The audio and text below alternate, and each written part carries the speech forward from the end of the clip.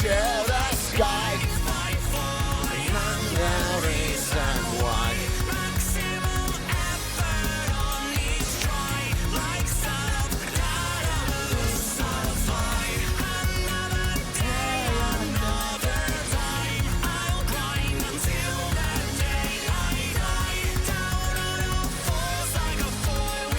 Say it.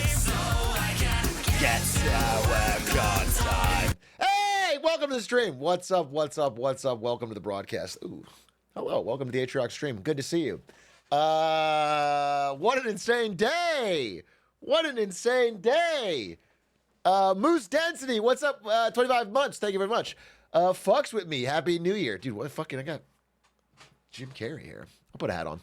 Hey, Squeaks, thank you for the raid. It was good talking to you. It was very fun talking to you. I always enjoy talking to Squeaks. If you are new here from Squeaks' broadcast, we did a deep conversation, not just on his stream today, but before. It's on my Clips channel. Worth checking out. It's called The Problem with Content Creators. I really liked that conversation. It's on our Clips channel. Check it out. It's pretty fun. Don't believe Elon and Adrian. Don't believe it's him. They did touch on a call. It could have very easily been faked. I don't know. I will say, based on the call today, I think with Connor, I think it's him. I think it's him, bro. I think it's him. But I could be wrong. I could be dead fucking wrong. It just would be so. It would be stranger that it's not. That this person is such an Elon clone in every way, not just in voice, but in mannerisms and hobbies and history. His backstory doesn't make sense. It just doesn't add up, but we'll find out. I mean, I'm sure the truth will come to light on this one. You didn't go live when Connor went live. Is it you that was Elon Musk? Can you imagine?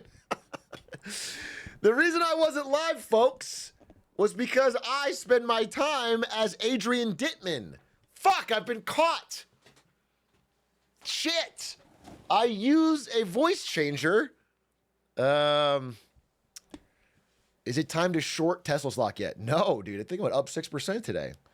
Now, you can't bet against these companies right now. You can't. I'm sure Carvana probably went up today, and they exposed as fraud.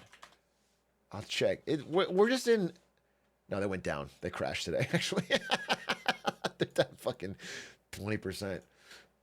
Thank God. That's actually awesome. It's actually awesome. That's just good. That's just good news.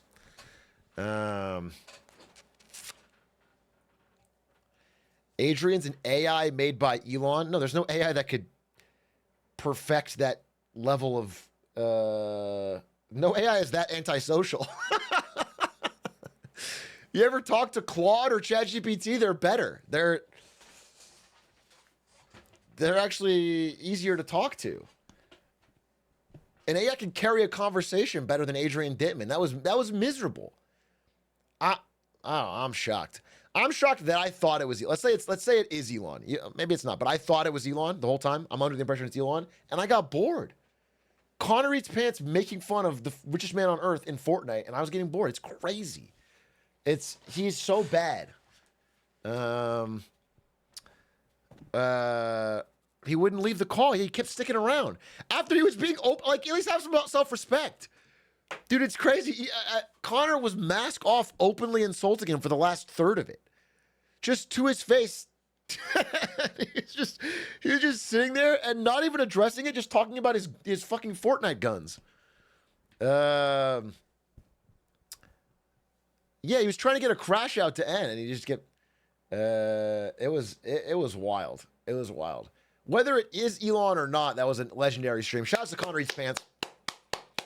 Shout out to Connor Eats Pants. I was at a New Year's party with him, talking about how I think he is probably pound for pound, post for post, really, the funniest person on Twitter. I think on X.com, the everything app. I think he is post for post the funniest person on that app. As in just the consistently highest hit rate. But anyway, the fact that he pulled Dittman Elon or no was a legendary stream. Very, very, very fun to watch. I was gonna go live and watch it. I'm glad I didn't because it was so long. I don't know that I would have been able to make it reacting to the whole thing, but I liked watching it while I was working. We're gonna talk about H1B today.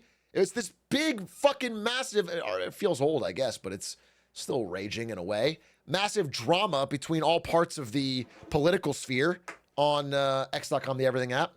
Elon Musk said, "Step back and fuck your own face."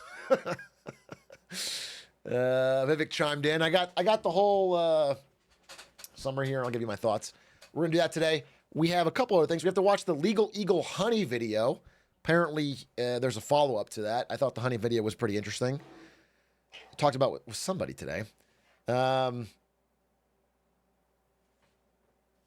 Yeah, the weirdest part was he refused to name 3 women for an hour, it felt like. And he refused to say that Hawk Tua was even a little bit funny.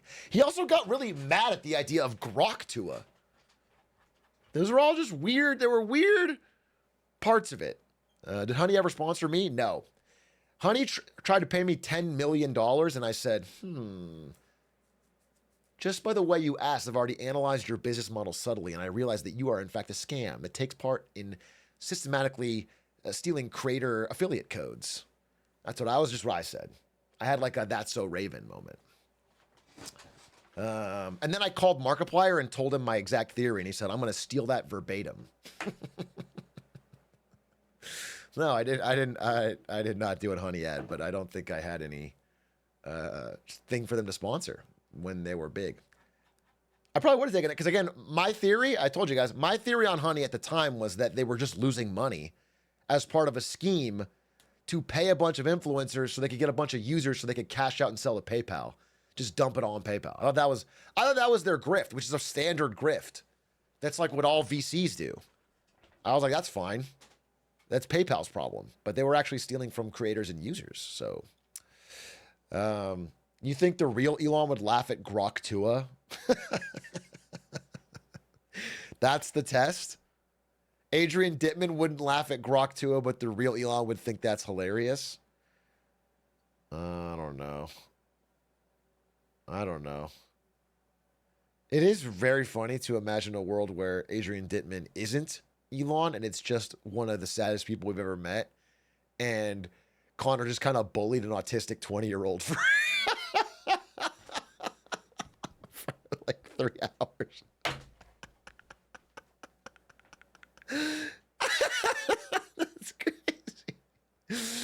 That's crazy. That's crazy.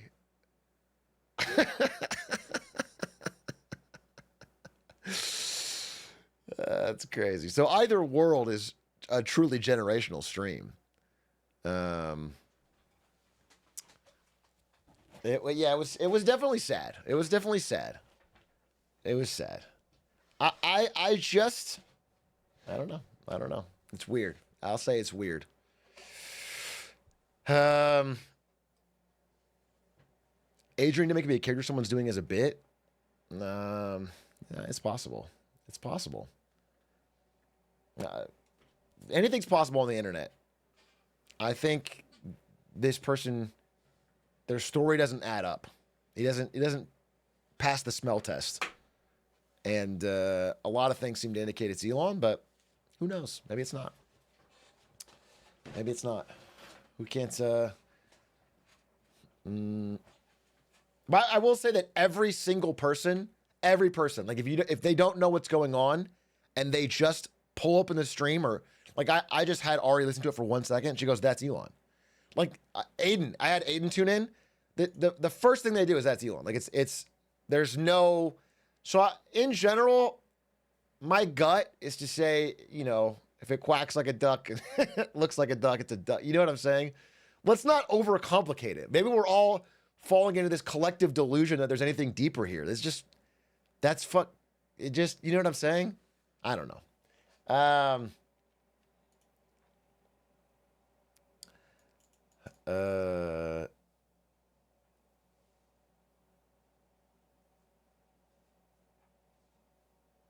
You're such a good father.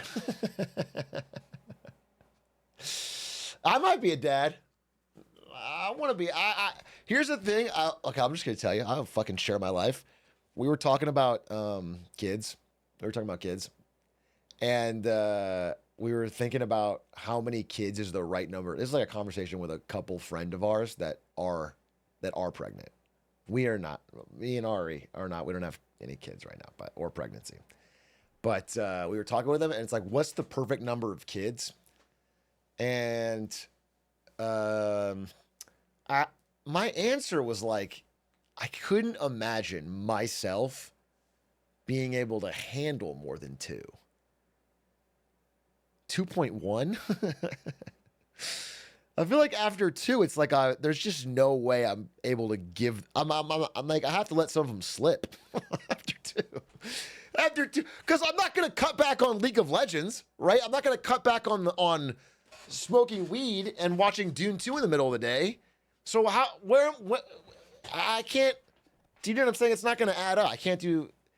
That's too many kids. But they were like, this couple was like, if you have less than 3, you're not even trying. Like, it's not even a family if it's less than 3. I was like, what are you talking about? What are you talking about? They were kind of joking, but like, it was like with a kernel of truth. Like they're, it was like they weren't like angry. It wasn't a confrontational, but I just thought that was so wild. I thought that was odd.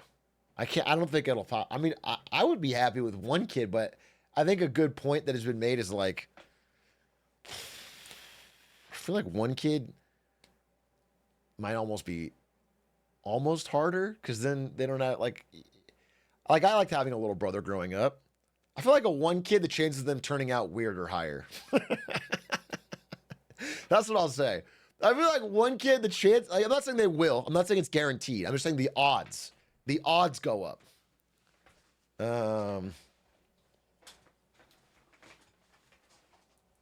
So if you're an only child out there, I'm not saying you're necessarily weird, but your odds. Plus, they're going to be the child of a streamer, so they're already going to turn out terrible. Plus, I'm going to force them to do content because I need to make money. Like, they have to do toy openings and shit. So it's just tough. I will say that I think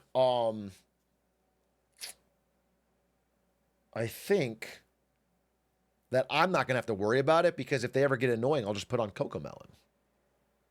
And that kind of, right, then there's no issue if like I am ever going to be bothered. Even when they're like 13 or 14, like even as they get older, I'm going to just lock them in a room with Cocomelon, like Guantanamo Bay. Okay. It's going to be their 17th birthday, and I'm going to catch them drinking or something, and I'm going to lock them in the Cocomelon room. It'll be perfect. Dude, it is annoying, though, that if I have a kid, it will now be a Gen Beta kid. Yikes. I missed my chance to get an alpha. I'm going to have a fucking beta child. Wait it out? Wait it out? You want me and Ari to wait 14 years to get a Sigma?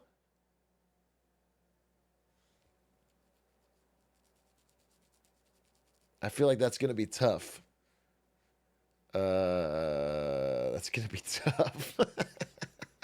Freeze the eggs.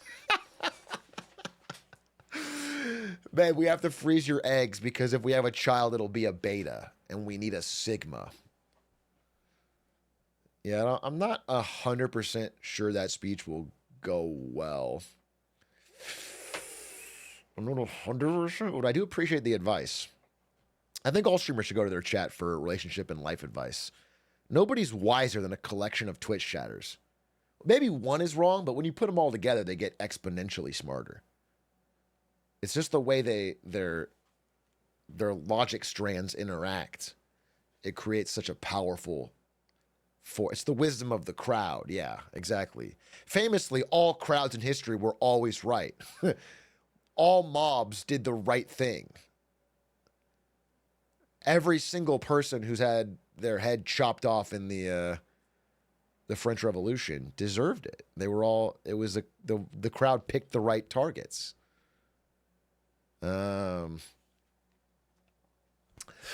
January 6th was great too. Yeah.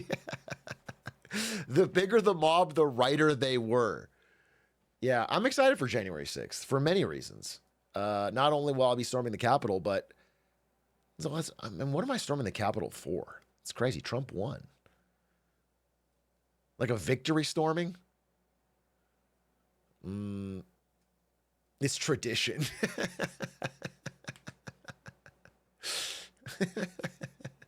It's your tradition. Yeah, it's traditional. It'd be crazy to stop it now. Every election we got to do it. A little victory lap. It's an American tradition. We need to start it. What was I going to say? On January 6th, also, my good personal friend Jensen Huang is releasing the new 50 series GPUs.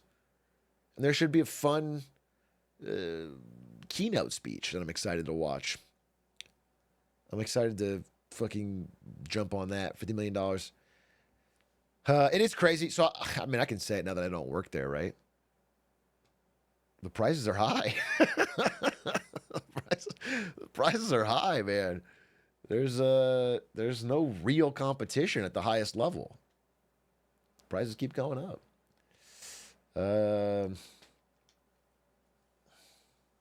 Blame AMD, bro. Blame AMD. Blame Intel. Make a competitive product. Make a fucking competitive product, bro. There's nothing there.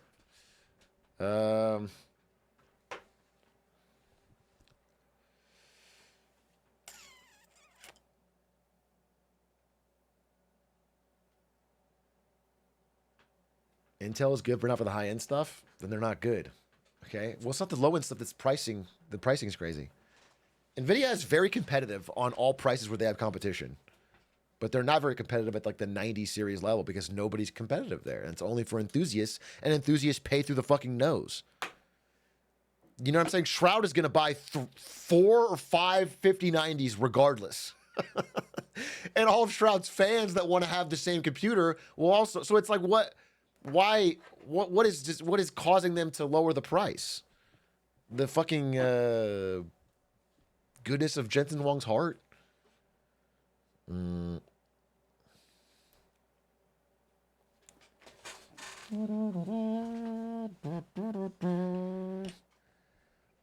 you think AMD will come back this year? No, I don't think so.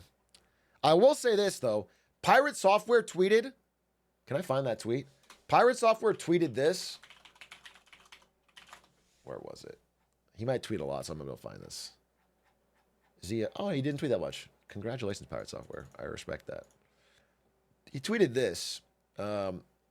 Having now fully swapped to the AMD machine, I'm amazed at how much that bad Intel 14th gen was impacting everything. No more hanging when starting every program. No more audio errors with zapping noises. No more random crashes or blue screens of death. Not going back. Bro, I have all of these problems. I have literally all of these problems that I have an Intel 14th gen. I'm going to fucking switch. Like, I saw this tweet and I was like, wait, I'm bookmarking it. This is exactly what the fucking problems I have. So I'm just going to switch to AMD. I'm Team Red in a way. Sounds like you need a new PC stuff. That's the fucking Green Goblin demon in my head every 3 months.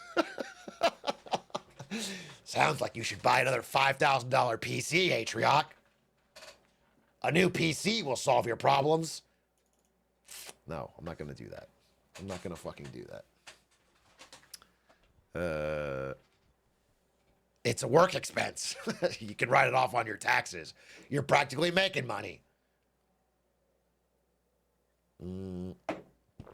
Yeah, I don't know. I don't think that's Big A. Are you going to make a movie about your life one day? Yeah, it's based on hours put in. It's gonna be called the League of Legends story, and it's 90% of screen time will be me sitting there playing League of Legends, getting kind of mad, kind of upset.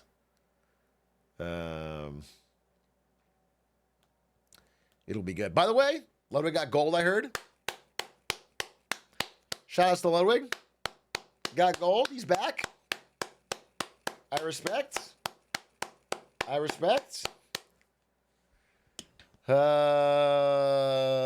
Maybe platinum. Who knows? Who knows? Let's give him his fucking due. I hope he gets it. As I've mentioned, I've already made a clip about this. I've said my piece. I hope he gets it. To me, it'll be satisfying just to see the fucking ragers. Oh my God, he doesn't deserve it. Oh my fucking God. They get so mad. I think he can do it. And I'm also particularly happy with Ludwig today. Because he sent me, well, let me say this. He put out a video playing Get to Work, and it hit #1 on trending YouTube. This video of him playing Get to Work. It's 15 now, but it was #1. It was #1 trending, and it sold, like, I'm not kidding, 20 grand worth of copies instantly on Steam. Instantly, we sold 20 grand worth of copies. And then he DM'd me and said, like, thanks for the 1 out of 10, and showed me a picture of him getting 1 out of 10 with the confetti. So it's like he made us a bunch of money and then thanked us.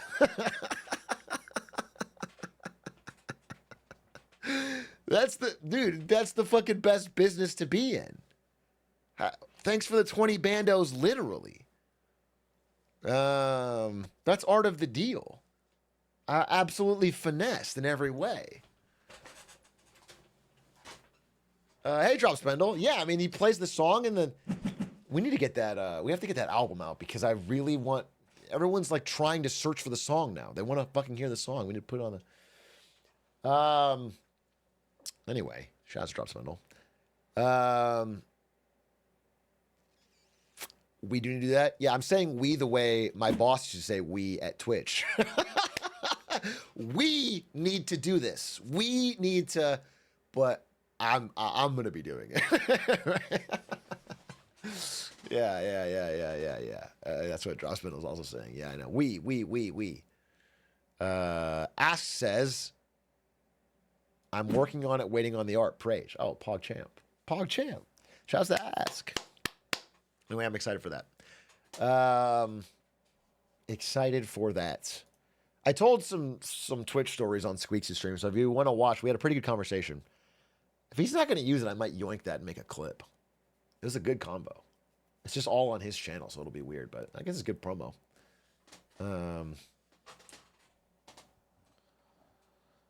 Yoink it anyway? True. Like, what's he going to do? Sue me? I already beat Enron in court. I can beat him. Did he beat your time? No, Meggies. But we're going to race on Tuesday. Holy glizz. 26 months and I'm off my parents' glizz insurance. Shuckle TV, you've gotten so funny in your 26 months here. You've really mastered the art of humor. I bet 26 months ago, you didn't have amazing jokes like this. But now, after spending over 2 years here, you've sharpened your wit to a razor's edge.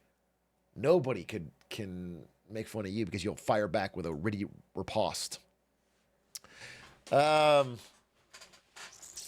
You have your own page on speedrun.com now? What is this?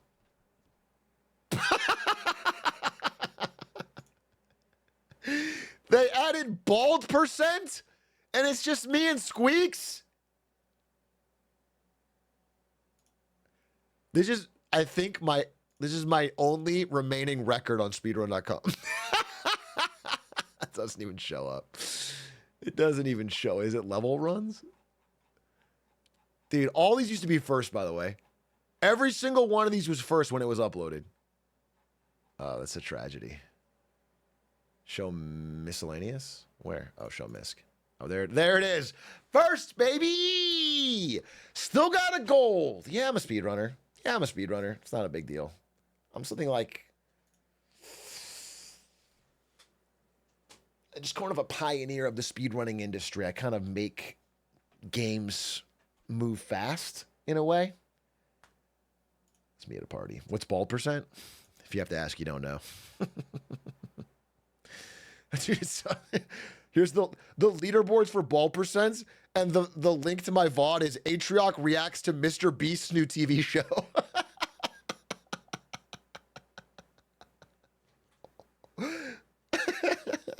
That's how you know I'm a real speedrunner. I care about the craft. I care about the fucking craft of the game. For me, it's not just about records. It's about making a difference. Chat, on a scale of 1 to 65, how many cup songs do you want on the album? Oh, we want none. Ask the storyteller, we want 0. We want 0 cup songs on the album. We want the album to just be the originals, no cups. No cup songs. That's just me, though. Jericho's trying to beat it tomorrow. I know, I dropped in a lot. I fucking love Jericho Tucker. I've watched him since back I worked at Twitch. When him and who was it? OMG, it's Firefox and all the what's that called? Mayanite. All the Mayanite people. Gold Glove. Yeah. I used to watch those people. And I've been tuning into his Get to Work. It's really fun. I like his music stuff too. I think he's really cool. Yeah, call me Unk. All right? I don't care. I'm in my 20s, like Adrian Dittman. I'm in my 20s. Yeah, I can't name a single piece of pop culture in the past 15 years. I'm in my 20s. Yeah, he asked him what he used to watch things on as a kid, and he goes, discs. And then he corrected himself, DVDs. I was like, bro, you sound fucking...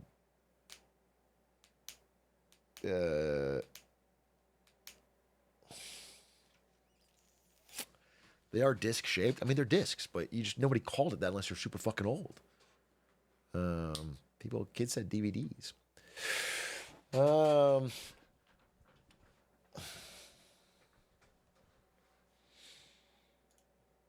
CD. I mean, I am for Twitch a boomer. I'm fucking 33, but I remember not necessarily floppies. Floppy disks, you have to be kind of old to remember. I mean, I know of them, but we didn't really use them.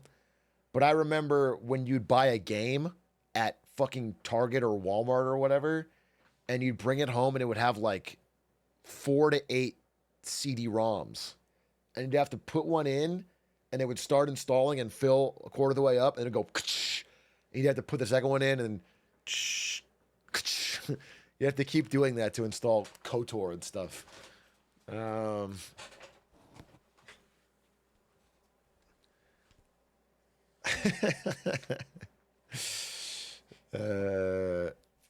What company had the worst name and did well before? Wait, what? I remember having both VHS and Blu-ray. That's weird. At the same time?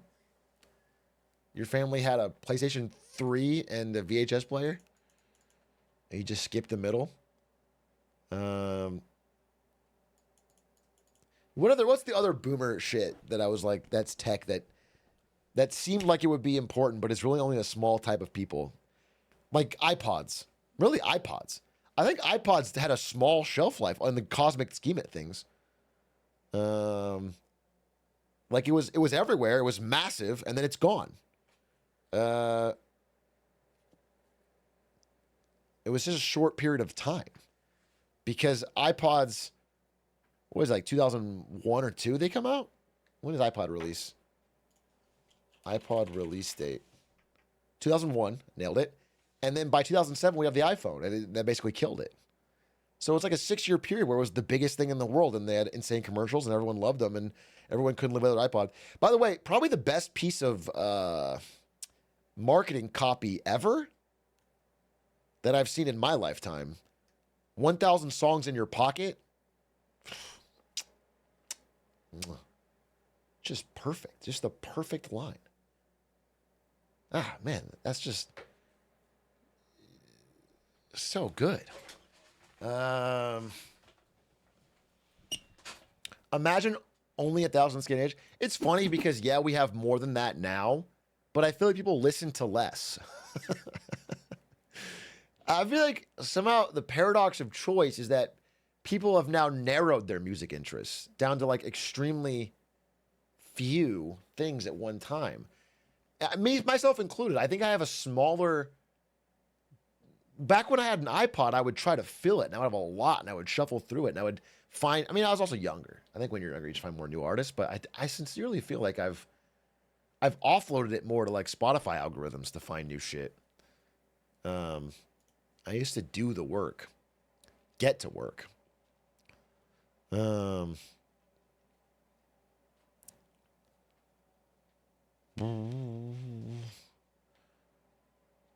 Switch 2 leak.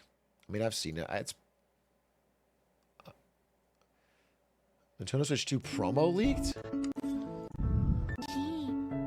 This doesn't even look real. Oh, it's not real. I think it's a joke. I'm not gonna watch it. It's just a joke. A Silk Song release win. If you were to take a bet, do you think Silk Song releases this year? Do you think... Okay, wait. Silk Song, there's 3 options. Silk Song releases this year is 1. Silk Song is announced this year, but releases next year, 2. 3, not even mentioned this year, no release this year. You think it's 1, 2, or 3?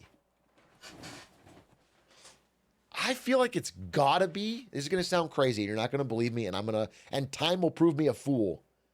I think it's gotta be 1 or 2. I think if they don't announce something this year, it's fucking crazy. I think it's crazy.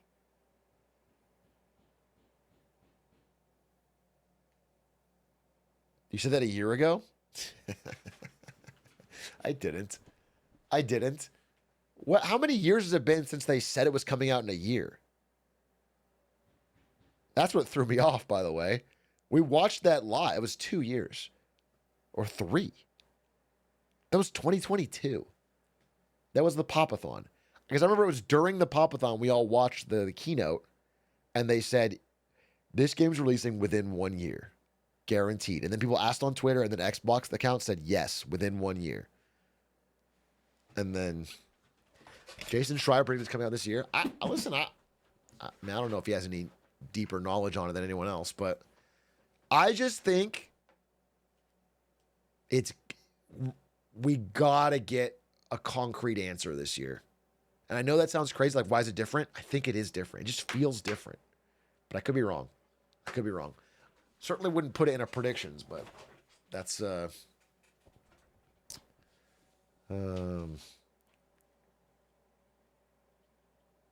Mountain Blade 2 took 12 years. Yeah, but maybe they're working on something else. And they've only been working on this game. Team Cherry has 1 game to work on, and they have footage of it in action. And clearly they thought they were close when they did the Xbox keynote. So it's like, what? I just feel like they're in their own heads or something. They're in their own heads. Lazy developers. I don't know if that's it. Oops, blue screen didn't save. You know, this happened to this story happened to the movie Toy Story 2, I believe. Toy Story 2 was on Pixar's servers and didn't get saved. It like got wiped. And they had to go to one employee who worked from home and had saved a copy. She literally saved the movie. And then they fired her, yeah. Later, after the movie came out.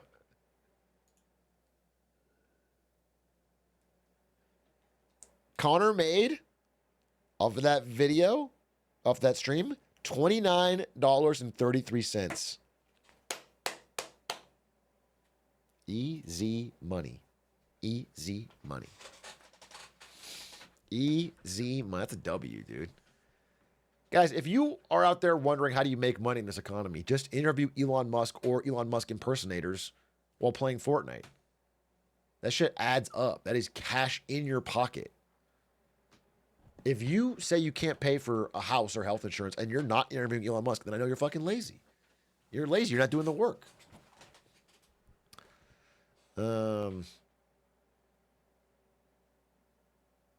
you already been over the stream? I'll talk about what I talked about it with Squeaks a lot, so I don't want to say it again.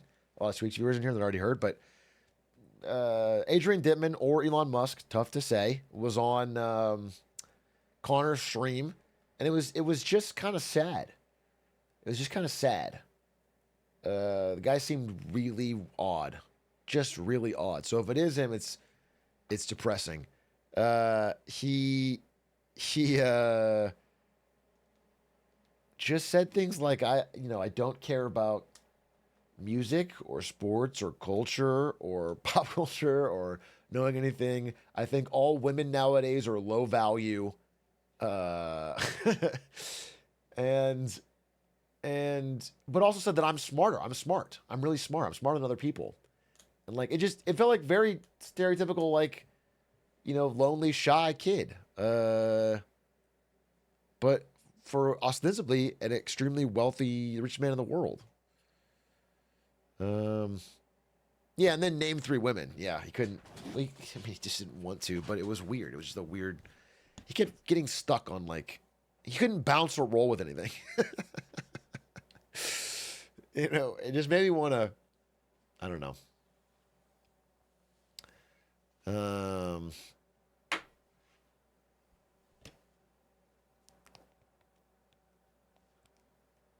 Oh, Moneyhar, thank you for the gift. And I'm sorry, did I miss it? Holy shit. Appreciate the gifts, Moneyhar. Your name is apt.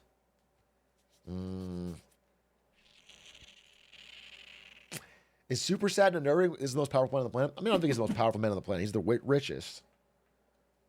And he has more power than I think he should. I still think he would be below Trump. Am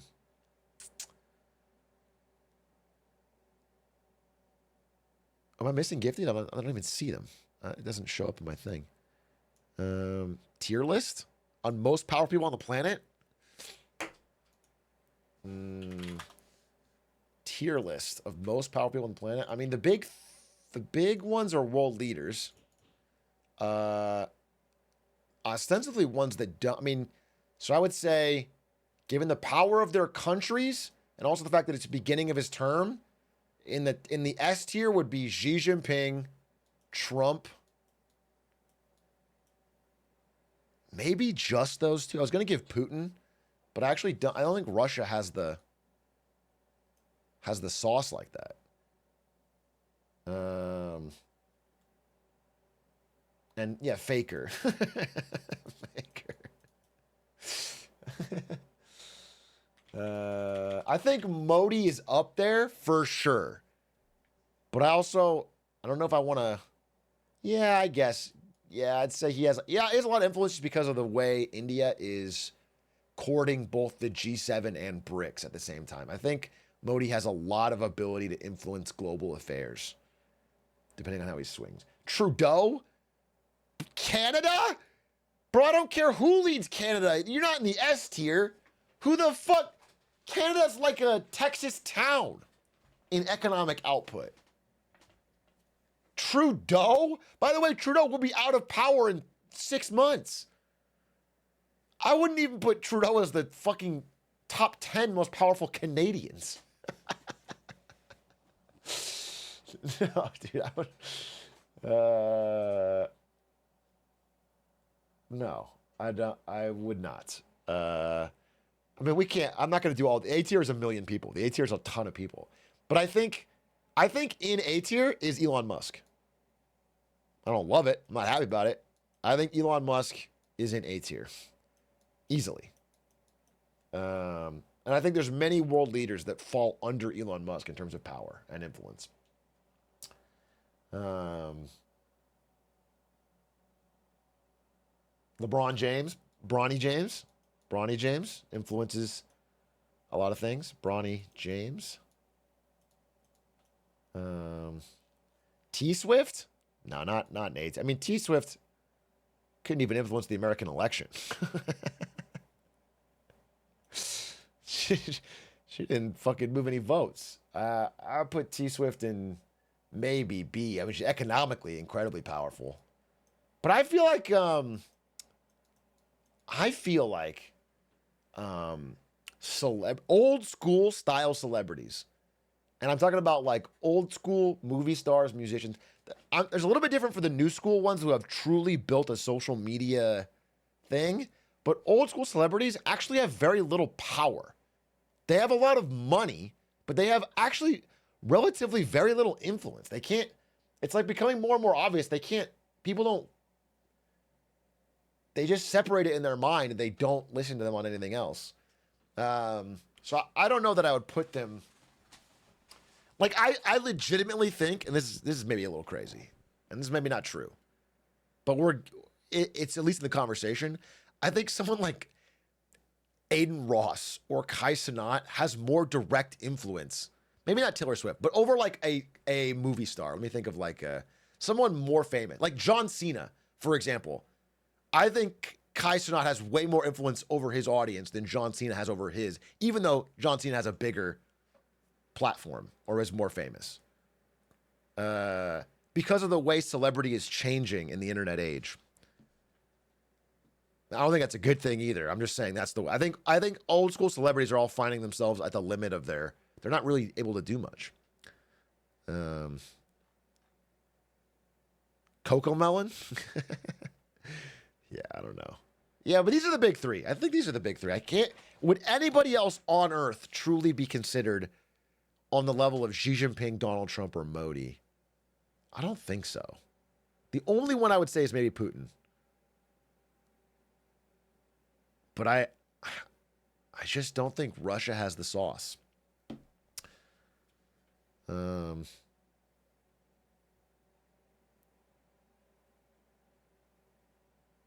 Darren Ewing, Jesus Christ. Can't be S tier without nukes. It's fucking facts. It's fucking facts. Kim Jong-un.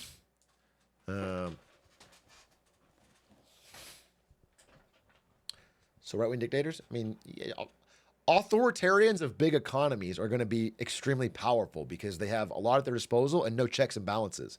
Like the reason I wouldn't put like I would have put maybe back in the day Angela Merkel up here or something, but Olaf Scholz, the head of Germany right now, doesn't have that much power. He's probably going to get voted out, and his coalition isn't very strong. So what can he do? Like if he wanted to do something, what could he do?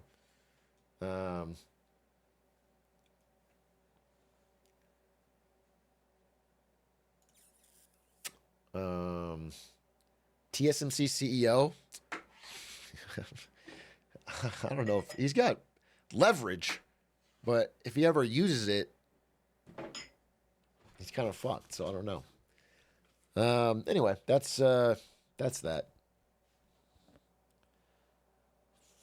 What about Robert Plant? I don't know who that is. Who's Robert Plant?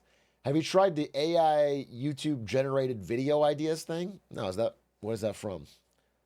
That seems useless.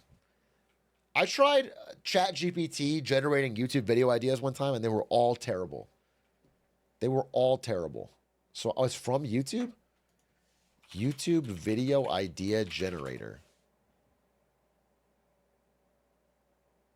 I don't see it.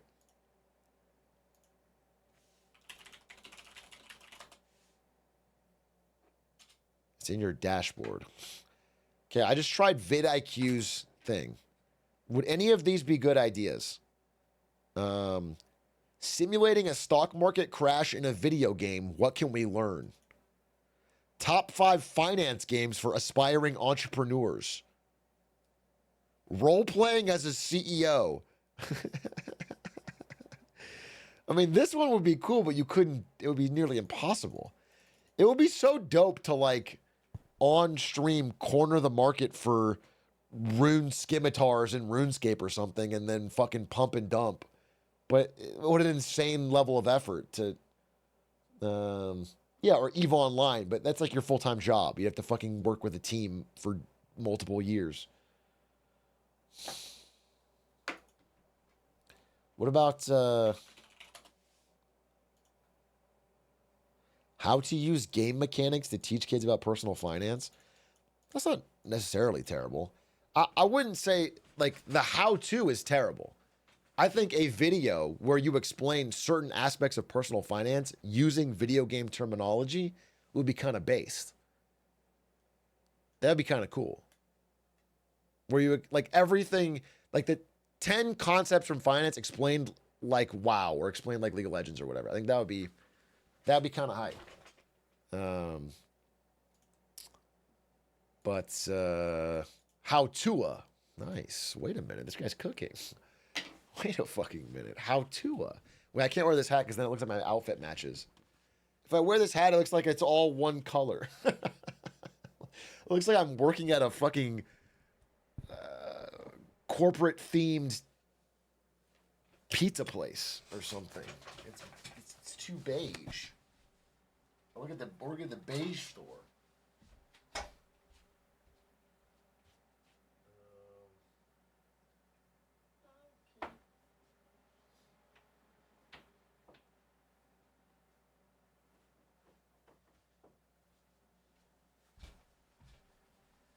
Thankfully, I have a less embarrassing hat. Perfect. Now we can talk about serious stuff.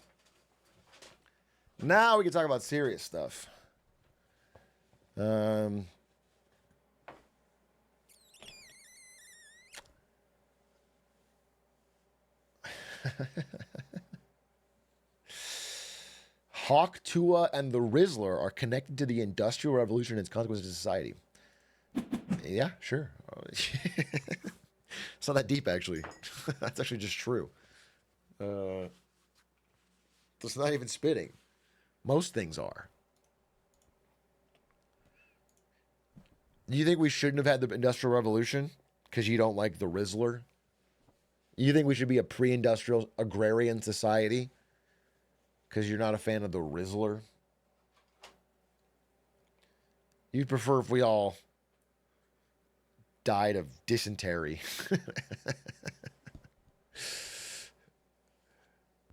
Do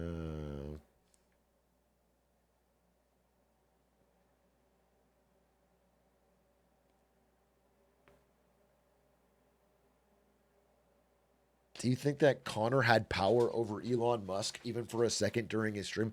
I mean, if that was Elon Musk, then yeah, Connor dogged him, dude. Connor dogged him. If that was Elon Musk, he should have had the self-respect to quit the call like fucking 10 minutes in. Connor was openly ripping on him nonstop. No, it's crazy. That's the richest man on earth. Yeah, Tiger King. The Tiger King had more self-respect. Tiger King fucking quit the call. And he had nothing else to do. He was in prison.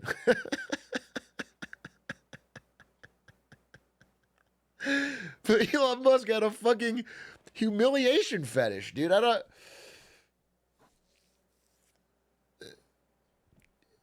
He spent 3 hours getting ripped on in a game that he wasn't even enjoying to play. For what reason? What would anyone do that? That was crazy.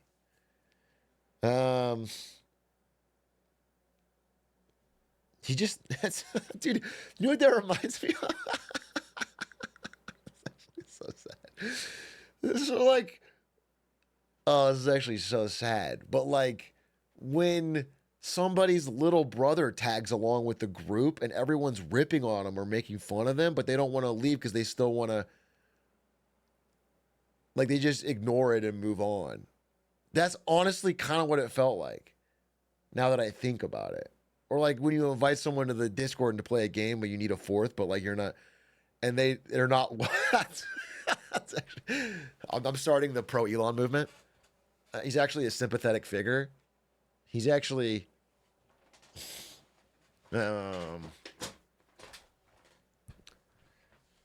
he's actually a victim. He's actually relatable. He's just a poor man with, the difference between him and Jeff Bezos' wealth would be one of the top 10 wealthiest people of all time. He has over 127 billion between him and Jeff Bezos. 400 billion personally. A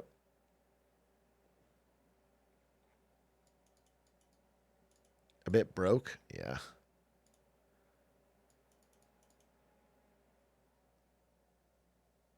Did you see Linus's response in the honey shit? I'm the victim here. I mean, he is. Well, he got paid a lot though, but yeah, he probably lost more than almost anyone. If I'm thinking about which creators do affiliate links at a mass scale, it's they're the number one. Him and like Mr. Who's the Boss and maybe MKBHD. It's all tech creators. That like if all of that affiliate money was getting stolen, he lost way more than they made in what they paid.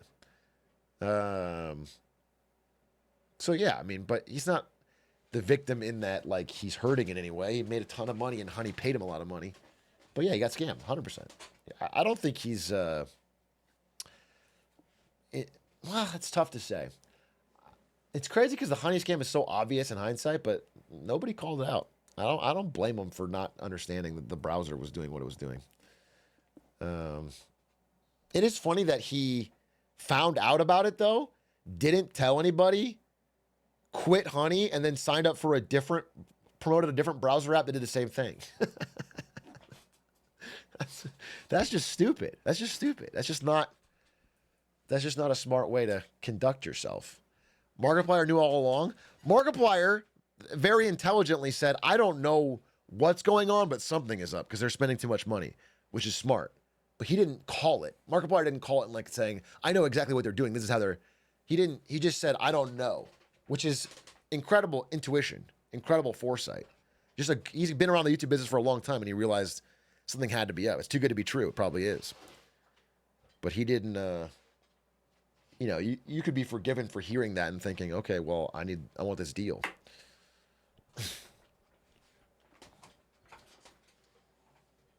I mean, I had the same idea that like, okay, they're spending a lot of fucking money. It must be too good to be true. But I had the wrong conclusion. I was wrong. I thought their scam was only on PayPal.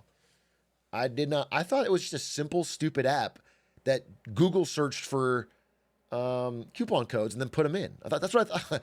I thought the app itself was like 2 lines of code, super fucking basic, and they were just false promoting it to get a bunch of users so they could say, look at this growth, and then sell it to PayPal for $4 billion, which is like, that's so standard. That's like Juicero or, $1 million startups. It's like, we're going to just pay people to use it. And then, is it bad idea to ask my boss in a one-on-one way why they haven't hired me full time instead of keeping me on contract? The reason they're keeping you on contract is to pay you less and not give you benefits. And that's assumingly why so if you want to ask him that, he'll give you some bullshit answer. I mean, if you want to like prepare, perhaps, look around at other offers or like, I don't know, say, hey, look, I like working here. I really like this job. I think I have a future at this company. Contract is not stable enough for what I have planned for my future. So I need to realize that if we have a real concrete plan to turn me into a full-time employee soon, or I'm gonna have to look elsewhere. And then that guy's gonna have to think, your boss is gonna have to think like, hey, can I risk losing this guy? And if I can't, then I'm gonna have to make the effort to fucking like that. You should do something like that.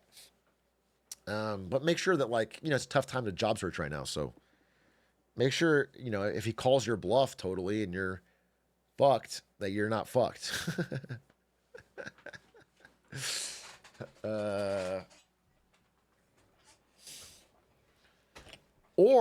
Or yeah, hire a private investigator, not a PA, by the way.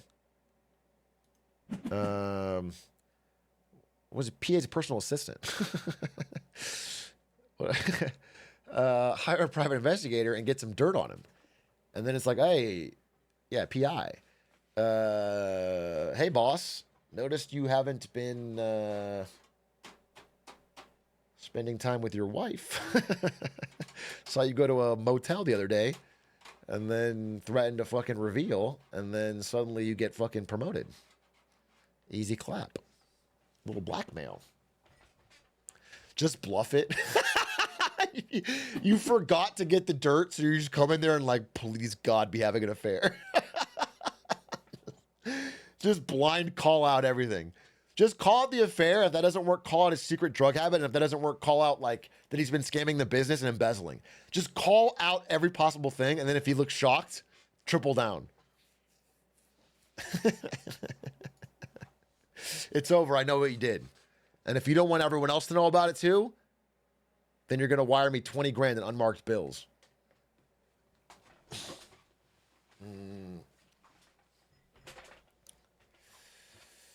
Yeah, that could work.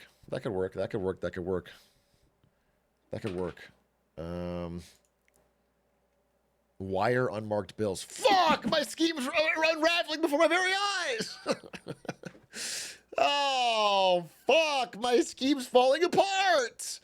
I don't even know any dirt on you. Am I fired? Of course I am. Fuck! This hasn't worked at all. I spent so much money on that PI and I forgot the dirt. What's your favorite book of all time, bro? You spelled my name wrong. You spelled you are. You said favorite book of all time, which is not a complete sentence. It doesn't make any sense. You need to find a book like Clifford the Big Red fucking Dog. You need to start small. I'm not going to recommend you Barbarians at the Gate, bro, because I don't know if that's the first one you should jump into. I think we start...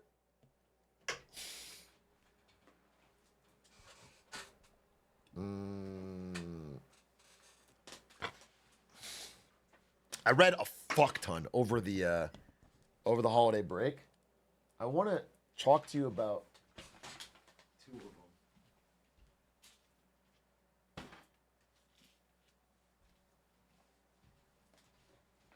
I want to talk to about two books here. Okay, this one's nonfiction.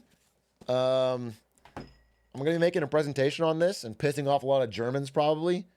It's by a German, and it's about just the really fucking tough times Germany's going through economically right now, and how the rot is pretty fucking deep. It's a good book. Very fascinating. I very much enjoyed it.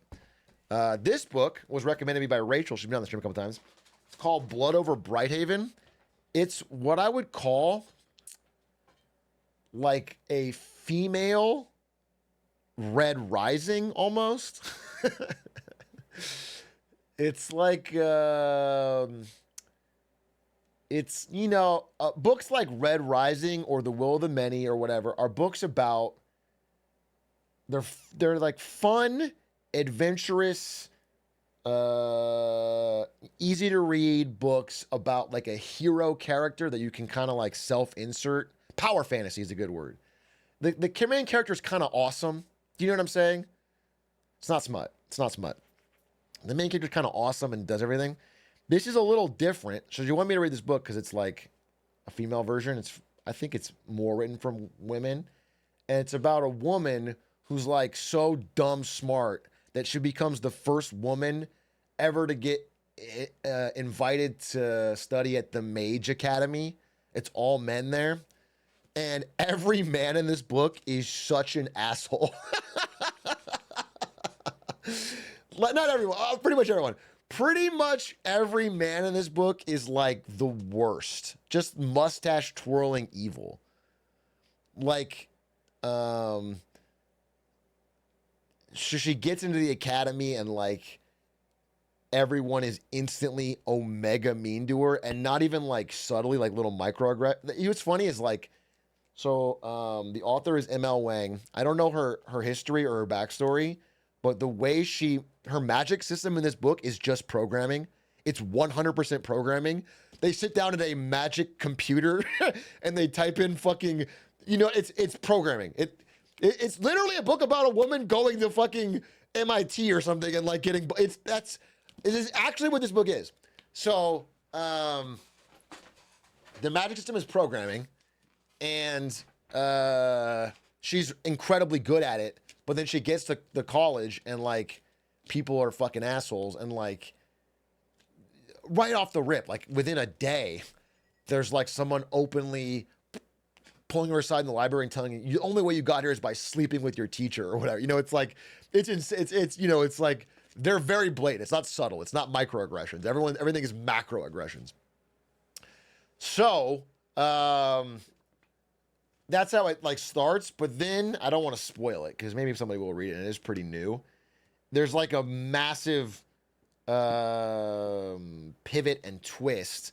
The only thing I'll say is, okay, so there's a sub story in this book about like one theme is how women have a struggle in male dominated workplaces and schools. Like that's one of the themes. That's what I thought the whole book was gonna be about. But then it's like a pivot into a story about how rich countries abuse and take advantage of poor countries. That's like a theme. And the magic society in this book exists in a safe, perfected bubble. And there's a bunch of like other people outside the bubble who are like dying and poor. And they use labor from that for their factories and everything. And it's like, there's this whole story about that. Right? You could call this book woke. Yeah. Yeah, sure. Yeah. Again, I like this book. It was fun. It's like a more realistic Hogwarts. Sure. Okay. And how do I put this? So the outsiders are, being used in factories and they're kept poor and they're insulted or whatever. She gets to school, and one of the ways they make fun of her for becoming the first female high mage is like, hey, we're going to give you a fucking Quinn assistant. Quinn are the people, the other people, the indigenous people outside the land. We're going to give you a Quinn assistant. Everyone else gets a good assistant, and you get a Quinn assistant. And like them making fun of her. But what's funny is the main character of the book, the hero, the girl who's like super smart, she's super racist. At the start. She's super racist. I mean, she buys into it all. She's like, oh, this fucking sucks. I have to get a goddamn Quinn assistant. This is so embarrassing. So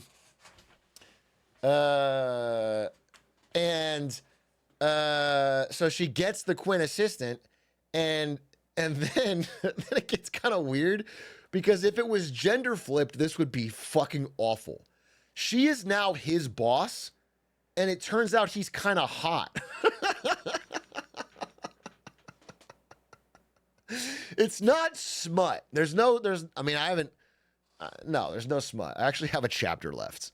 I'm gonna be honest. I'm in the middle of this book. I'm at the very end. I'm at the last chapter. I don't think there's gonna end with smut. There's no smut. But it's charged. You know what I'm saying? The janitor, who's now her assistant, is like hot. She was talking about his broad shoulders and it's like, were this different, it would be a dude who gets a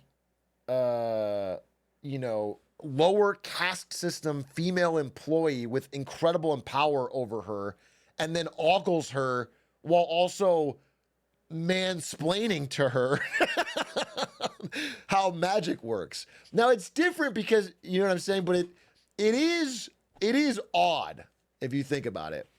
If you flip it in the context of the book, it's not so bad. It's relatively tasteful. And by the way, I don't know if you guys know this about me, but I have to repeat this every time. I only criticize things like this that I like. If I don't like it, then I get bored and I had to move on. Like I went fucking 4 hours on Harry Potter because I like Harry Potter, dude. I'm gonna go on Star Wars. That's how I interact with media that I like. I like to pick it apart and I like to make fun of it, and I like to. Most people the internet doesn't work like that. The internet's like, if you like it, you better fucking talk about how great it is all the time. But I'm the opposite. If it's something I really like, I'll talk about it less positively. Anyway, like House. I like House, and I make fun of House every episode all the time, full thing through. So anyway, I liked it. I thought it was interesting and that it was fun. It was different, and it made me, think about some things from a different perspective. I was wondering, like, there were times where I just didn't like the main character, and I'm like, is it because I'm sexist, or is it because of the way she's acting? And I don't know. It made me question, It was cool. I thought it was interesting. And so, but yeah, it was interesting. Those were two I just read. There's a couple more. I read .con, which is a retelling of the .com bubble. It's considered the best book ever written on the .com bubble, the authoritative book. That was awesome. Dude, there's a part in there where it talks about the Travelocity IPO. And it has like direct quotes of everybody on the news being like, yeah, this business got a good business model. Travelocity is a good business. And it's like, at the time, Travelocity was just literally burning money. I mean, it made no sense, the business model. They had no advantage. They just were blowing a ton of money on ads. They made and their stock went to the fucking moon. It was worth more than like all the airlines combined. It was a crazy time, and it reminds me of now. Reading that book, I got so many similarities to the way people talk about crypto and AI and a bunch of things right now. It just felt so similar.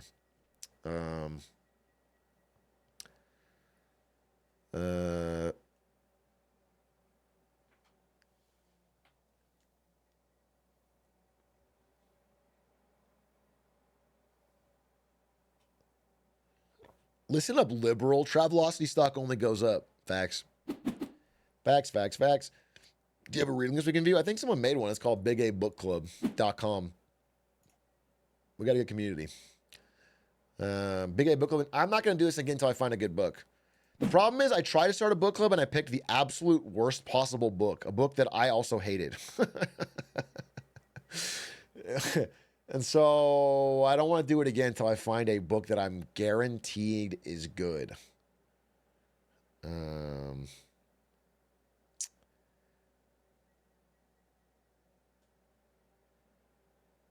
Maybe Cat in the Hat. But like I always say, if you're a person, I always say this is my one thing about reading. If you're like a person in here, probably a dude, and you haven't read a book, reading is not your thing, you're not interested, I would recommend trying Red Rising. I think it's a great intro. I think many people have said on Reddit and in chat, like, hey, I tried what you said. I tried Red Rising. I enjoyed it. It got me back into reading. It was fun. There are some people who are snobs about it. I say fuck them. I say it's a good one. I think it's a good one. I really enjoyed it. It's fun. And it'll get you going. I legitimately think you'd like it. I don't like sci-fi. Would you still recommend? It's not deep sci-fi. It's like, it's more about the human relationships, and it's a fun adventure, and it's cool. I think I'll have a good time.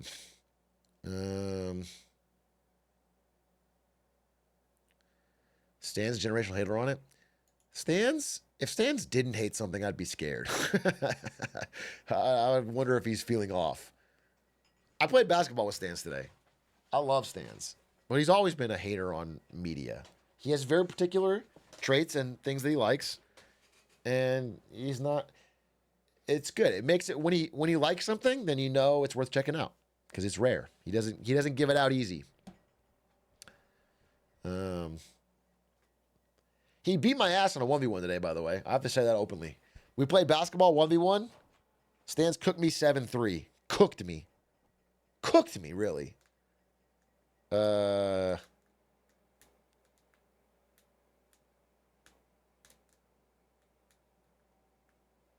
he's GOAT status. He crossed you up? No, dude.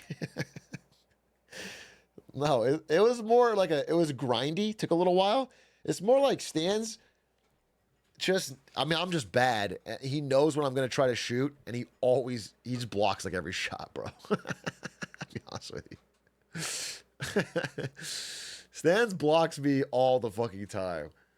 Like, anytime I'm trying to shoot, he's taller than me, and I'm just getting stuffed. I need to be able to step through. Yeah, I need to work on my... And there's sometimes where like, he pointed this out. Like, I crossed them up, I had the advantage, and then I fucking, like, gathered myself like a fucking idiot. Just move. Just take the moment. Move. So it's fucked. Anyway, I'm learning. I love it. I love playing 1v1 basketball. It's really fun. Just push through and lay up. That's what I need to do. But then I'm letting him gather himself because I'm slowing down.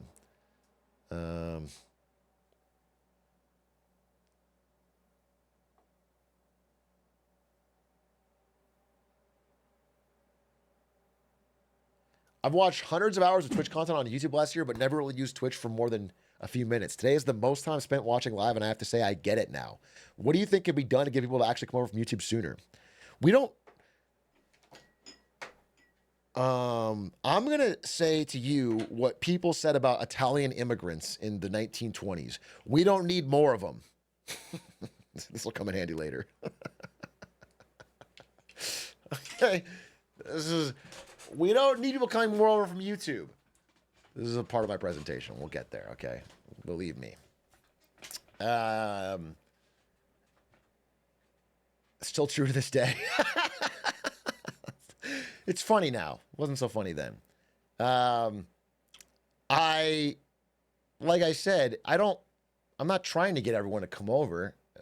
The point is to have a good vibe in here. That's the whole point. I'm not joking about it. I'm not like saying it in the way that's like, yeah, but I secretly want.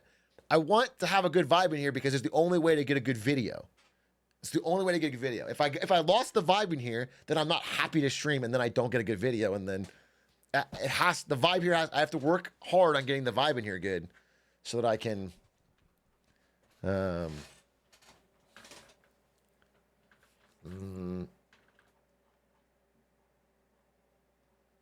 And if we get too many viewers, I'm gonna have to deport some of them. Yeah, exactly. Exactly. We're gonna have to build the wall between Twitch and YouTube and start deporting some of the viewers.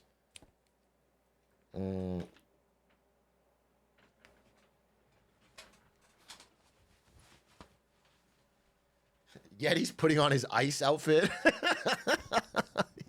Yeti's strapping up with a bandolier of ammo and let me turn on the air. It's fucking hot as balls in here.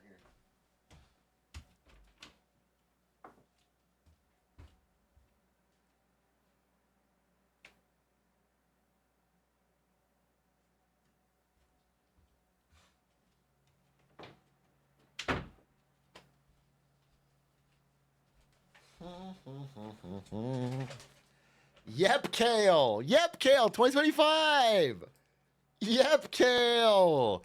Just me snorting a line of kale to get. Dude, I had for breakfast this morning. I don't know why I'm telling you. This is like a Northern Lion type, but not even funny. I had probably the healthiest meal I've ever had in my life. And I felt like it had sweet potatoes and a bunch of things that I don't really like. And then I fucking choked it down, plus a kale smoothie. All right, I had this whole fucking really super healthy meal. And then ever since then, I felt like I'm a better person. I've been walking around a little smugger. You know what I'm saying? I've been walking around with my chin held higher, like I'm better than other people. Because I stomached that shit down. And I was like, damn, I'm just fucking better. I'm like, I am a little bit healthier. Oh, wow, enjoying your burger today, American? I had veggies. I had avocado and greens and a poached egg. And anyway, I had a DEI breakfast. Sweet potato hate is so forced. I don't necessarily hate sweet potatoes, but I don't like them. I don't like them. Sweet potato fries. I'm an American. If you put it in a fry form, I'll give it a shot. But eating a plain sweet potato, I'll give it a shot. I'd have a sweet potato burger, I'm sure.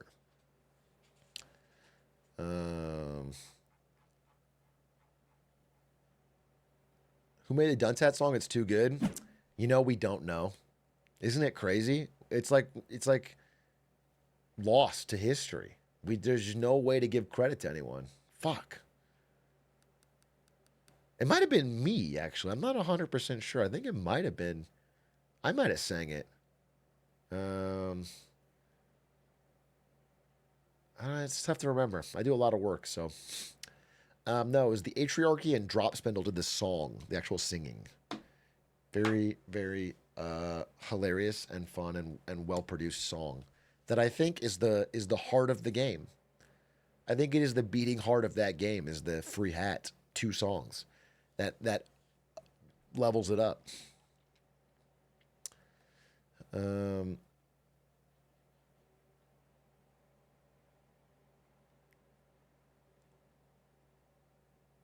Couch, thank you for the 41 months.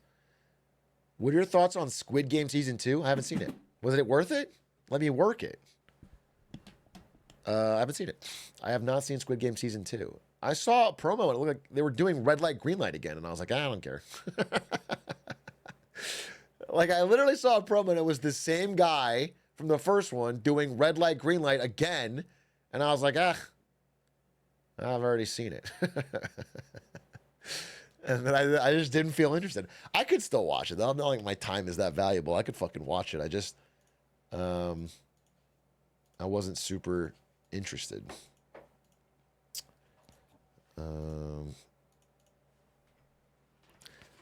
Have you done the new Hitman Celebrity ET yet? I actually did it before it released, and the video is coming out today.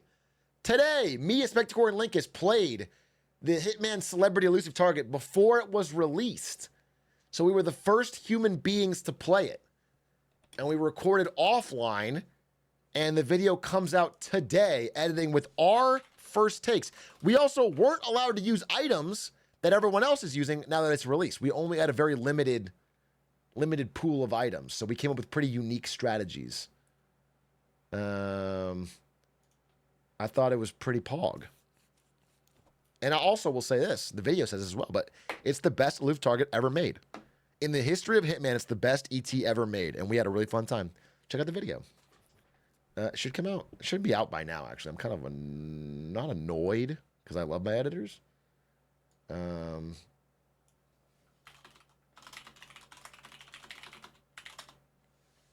But we should put it up now. Like, right now.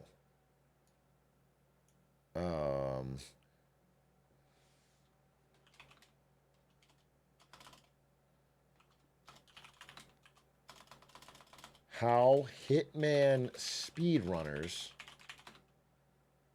broke the hardest elusive target. Now, the game's hardest target.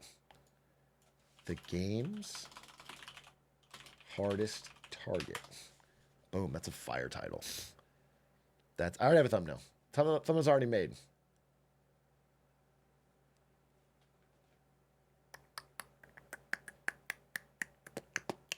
The title should be I Killed Trump. That's not good. That's not good. That's not good. That's not good. Have you tried moving to a real country instead of sheep Lord of the Rings land? Elusive targets quiver when 3 classy white boys hit men. Interesting. It's an interesting title. Interesting title. Interesting. They should be white boys with swag, though. They should be white boys with swag. We're going to need that one in there. Did you watch Spectacore's vid? I haven't. But Spectacore just put up a vid covering blindfolded Hitman speedrunning. It's probably super fucking pog. You should check it out. What did I... Oh, yeah. H1B. We need to do H1B. Do I have the thing? Do I have everything I need? Probably.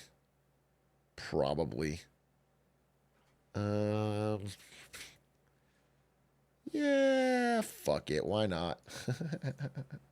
Fuck it. Why not? Yeah, let's talk about H1B. Fuck it. Let's talk about H1B. Hey, welcome to a mini Marketing Monday on a Friday. Listen, it's the new year. It's 2025, and a lot has already happened. Late last year, Donald Trump won the election in America as part of a broad coalition, including the tech bros Elon Musk and Vivek Ramaswamy as part of his coalition that went to power.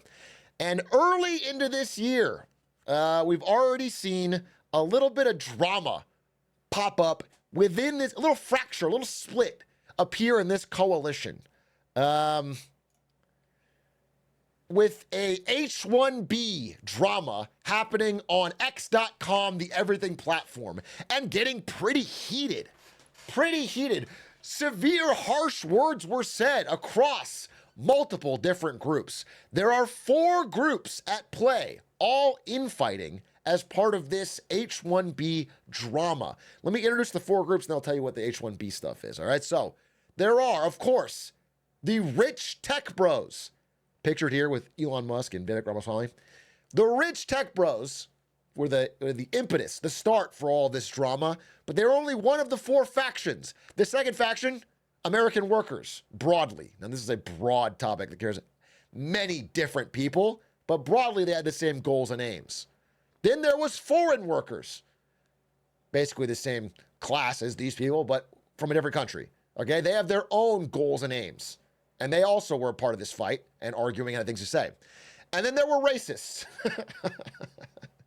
These four groups all have power online, and they all fought with each other about this H-1B drama. Okay, it was a big brouhaha, and I want to get into it. But first, you're probably asking, possibly, what is H-1B? What does it actually stand for? What's going on? I'll make it really simple. So if you're an American, you probably think the world looks like this. And you'd be right. I mean, this is all that really matters. This is the only country on earth that matters, of course. But it turns out there are other countries, as I found on this map that has us listed as United State. Just one state. It turns out there are other countries in this wide world of ours. And some of them have fewer opportunities for good jobs than America. And oftentimes, people from the other countries want to come and work in America. Like if you're from Brazil or you're from France and you want to come work in America, then you need a visa. You can't just fly in here and do it. If you are in Brazil and Google offers you a job, you can't just fly up here and do it. You have to have a visa, okay? There's a couple visas you can get, but the most common one for tech workers would be the H-1B. The H-1B, you'd see it classified right here. Can I draw? Right here, H-1B, okay? You have to have a visa. You can get a student visa to come in the country, and then have limited work availability. You can get a visa from having a spouse that lives here, but you have to have a visa. You can't just, if you're not having a visa, you have to get a tourist visa and stay for only 90 days max, and you're not allowed to work. So, like, don't expect someone to come in here on a tourist visa and then work. It would be illegal, and they'd get kicked out and in trouble. You have to get a visa. H-1B is the main vehicle by which corporations do this. It's designed for people that have distinguished merit and ability, highly specialized knowledge. This is the rule as written on the government website. That's what it's supposed to be.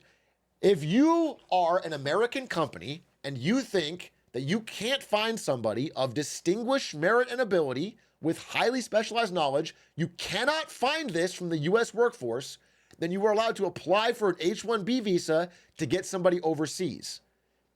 When you do this, you are supposed to pay them equal to what you would have paid the American worker. This is all the requirements of the law.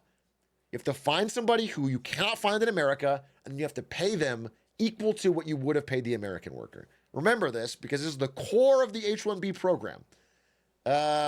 Recently, these two kicked off this whole thing. Again, they're the head of DOGE, the Department of Government Efficiency, and that's their nominal power, but they also have rhetorical power. They have power over a wide swath of Republican voters. They have influence, okay? And recently, they came out swinging for the idea that America needs to up the amount of H-1B visas it offers every year. I need to clarify, sorry, just to go back to this. The H-1B visa only gives a certain amount of these every year, the government. And if more companies apply for one than exists, they give it out in a lottery. But they don't, the cap is relatively limited. And so many corporations that use H-1B want to increase the cap. They want to have more and more H-1B workers. Okay, just understand that. These people are for that. They want the cap to go up. Vivek Ramaswamy came out with a truly mask-off Twitter thread. 6,500 is the number. That's correct. A mask-off Twitter thread where he basically said American culture is weak and dumb and lazy and bad. And that our culture celebrates the prom queen over the math Olympiad. It celebrates the jock over the valedictorian. It celebrates Corey from Boy Meets World over Screech and Saved by the Bell. We celebrate Stefan over Steve Urkel. Now, that's a boomer reference, but I need you to watch this scene. I need you to watch this scene to understand what he's referencing. He is mad. He is mad because we don't idolize this guy. This is Steve Urkel. Let's just listen. This is who he thinks we should idolize. Now will make me cool. Oh, will you go on and drink that, and then I'll show you my toothpaste that turns me into Janet Jackson. Mock if you must, my little minx. But I found my cool gene. True, it was a little hard to find. It was hiding behind my jeans for hammer toes and nasal drip. But still, I found it. So I took my cool gene, and I doubled it. And I doubled it again, and again, until I had 100 trillion cool genes.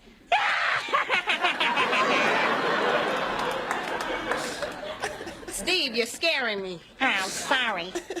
Laura, this elixir will improve my coordination, my posture, my vocal intonation, and I might even sprout a chest hair or two.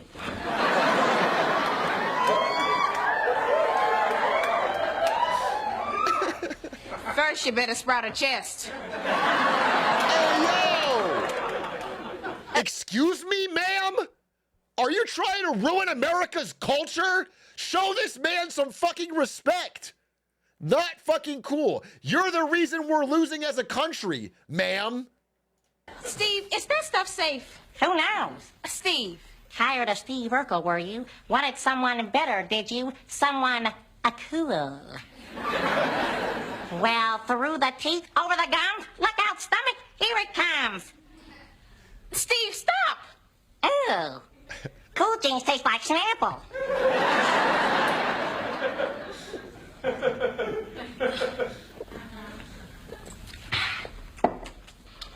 You okay? Here comes Stefan.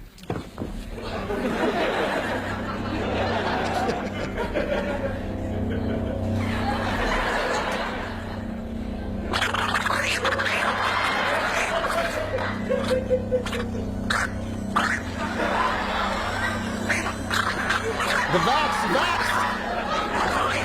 He took the vax!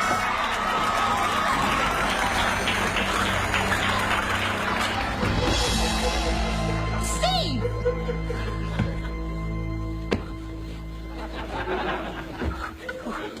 Steve?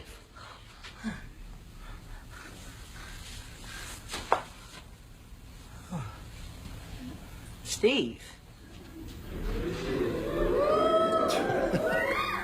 Steve who?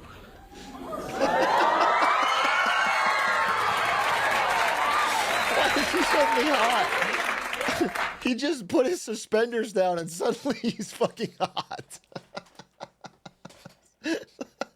Steve Urkel? You.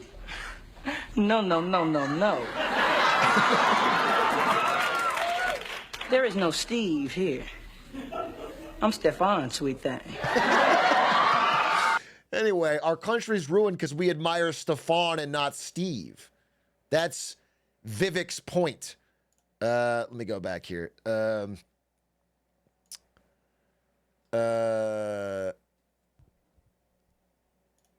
They promote mediocrity. Okay?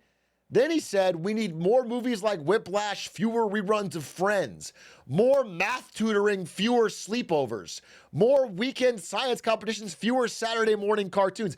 I mean, this is literally the villain from a Disney Channel movie. This is like literally the bad guy in a fucking kids, like Fairly Odd Parents or something. It's cartoonish. It is. He's a cartoon the way he's talking. Less chilling, more extracurriculars, less hanging out at the mall. And then he kind of really just fucking sums it all up. Normalcy doesn't cut it in a hyper-competitive global market for technical talent. And if we pretend like it does, we'll have our asses handed to us by China. Now, this is a guy who made his millions by scamming people. Like, he's not even a tech guy. He's like a business health adjacent guy who pumped a fraudulent company to make a bunch of money. Like, he's not some fucking genius grinder who invented something. Anyway, the thing's crazy, but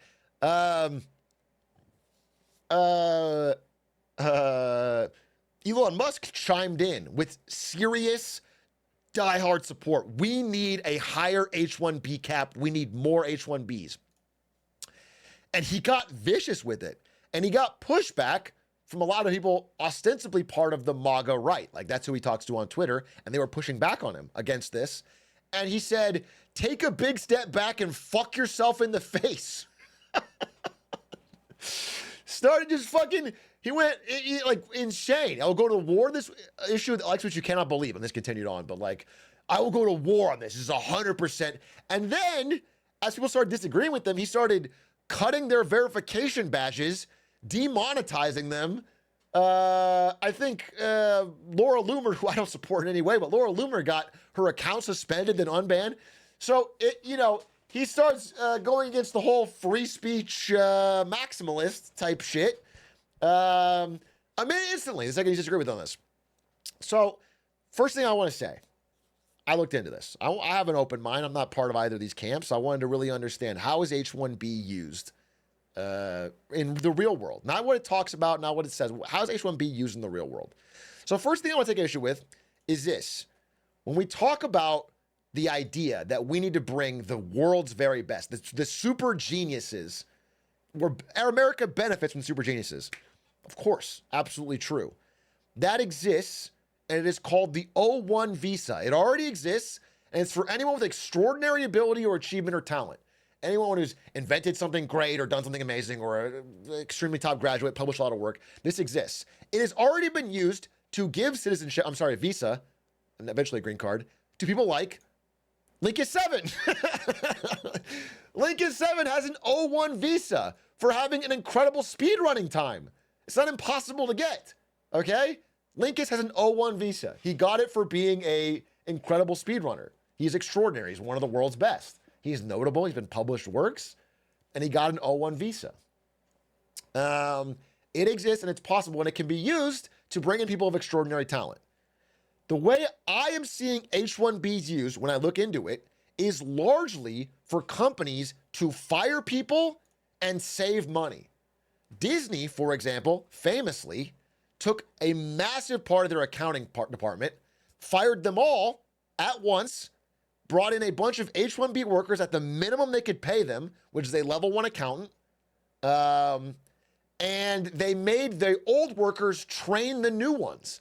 And they said you could only get your severance if you made sure your new worker is doing your job correctly. So you spent 30 days explaining your whole job, and in the last 30 days, they take it over. So obviously that is a demoralizing, an economically crippling way to live. That only benefits Disney. So obviously the American workers camp is generally mad about the way H-1B is currently used. Okay, these people are generally mad. As you look into it, it's often used to deprive them. Here we go. Jury finds discrimination. Again, many times when you look into it, the companies were only pretending. Again, I know this is often used as an anti-immigration talking point. I'm just going to say it as this has actually happened. Companies are pretending to look for an American worker, but they're not actually doing it.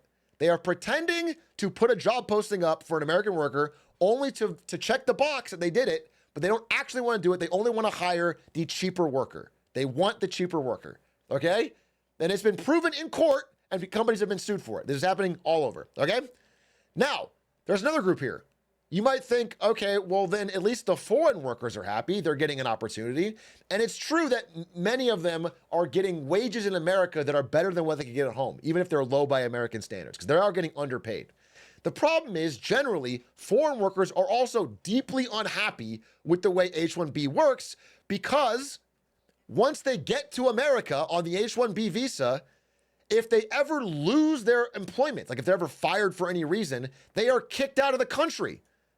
They can't stay. They're hostage. They are essentially like indentured servants. So H-1B workers are found to be in massive wage theft. They're systematically robbed. They are often chronically underpaid, and often, here's the deal, let's say you're like Google and you want to hire a bunch of computer science H-1B workers so you can pay them less. you only get a certain amount through the cap of H-1B every year. So let's say you hire 100 workers through that, and you want to get 100 more. Well, there are a lot of middleman companies who you can outsource the work to. These middleman companies, like, I'm going to pull them up, like Tata Consultancy and Infosys Limited. They max out their cap every year, hiring as many H-1Bs as they can, and then they farm them to bigger companies that need cheaper workers, and they take a cut on the middle. That is wage theft. They're taking big chunks. So instead of paying them the minimum of what you might pay an American, you pay them even less, and the difference goes to Tata Consultancy. Okay? These are fucking companies that... So again, these two groups are not happy with the way H-1B is working. And then the final group, racists, they don't want anyone from any other country to come in for any reason at all. So of course, they're also mad at the way H-1B is coming. And they normally kind of allies here, at least during the election with Elon Musk, but now bitter enemies. And there was a massive feud.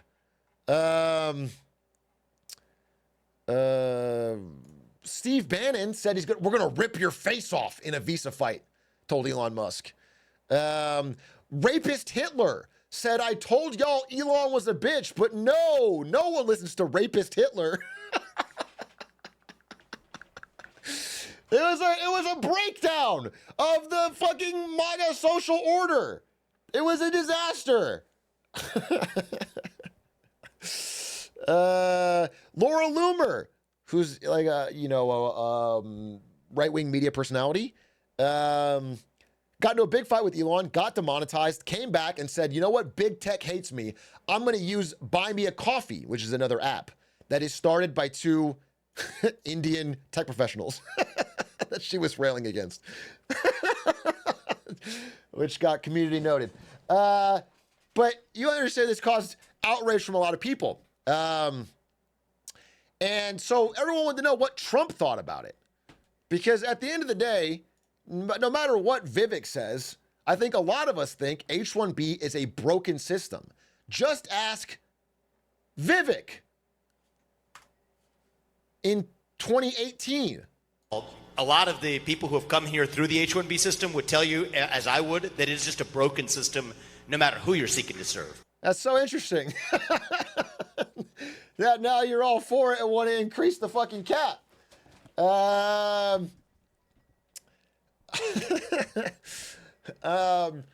Donald Trump, in most people's minds, most of the people in these three camps figured Donald Trump, based on his past actions, would back them up in this fight against the tech bros, because Donald Trump famously, in his 2016 campaign, ran on Buy American, Hire American, and when he won in 2016, suspended H-1B visas. Completely suspended it. Now, he didn't really come up with any new solution yet, but this is a very stopgap, not workable solution, but he suspended it, all right? However, in 2024, 2025, the answer was different. He said, I have many H-1B visas on my properties and I support Elon Musk. I've always liked the visas. I have always been in favor of the visas. That's why we have them. I have many H-1B visas on my properties. I've always been a believer in H-1B. I've used it many times. It's a great program, which again is not true. Nobody knows the system better than me. I know the H-1B. I know the H-2B. Nobody knows it better than me. I know the H-1B very well, and it's something that I frankly use, and I shouldn't be allowed to use. We shouldn't have it. Very, very bad for workers. As we speak, we're finalizing H-1B regulations so that no American worker is replaced ever again. H-1Bs should be used for top, highly paid talent to create American jobs, not as inexpensive labor program to destroy American jobs. Yeah, true. Why'd you change your mind on H-1B visas, sir? I didn't change my mind. I've always felt we have to have the most competent people in our country. We need competent people. We need smart people coming into our country. And we need a lot of people coming in. We're going to have jobs like we've never had before. So, I mean, that plus this, where he said he's always liked it, he's always been supported, he's throwing support behind Elon Musk, is just an interesting about face. I don't know what else to make it. And so, yeah, the end result is that people are a little bit in confusion.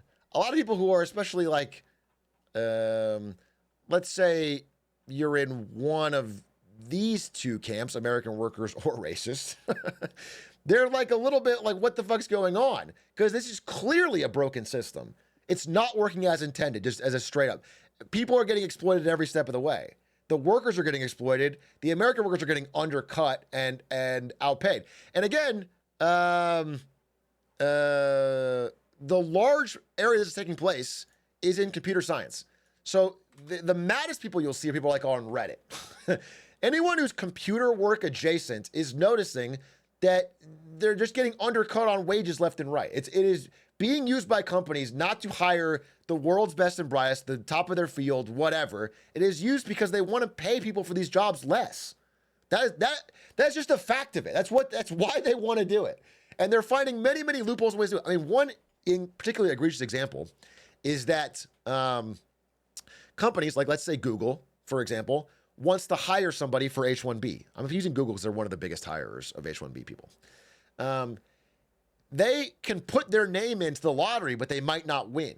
So these big companies have figured out a way to create hundreds of shell corporations that all apply for the same person, so they have a better chance of winning the lottery, which is also forcing out everyone else from the lottery who doesn't have these massive resources to create all of these.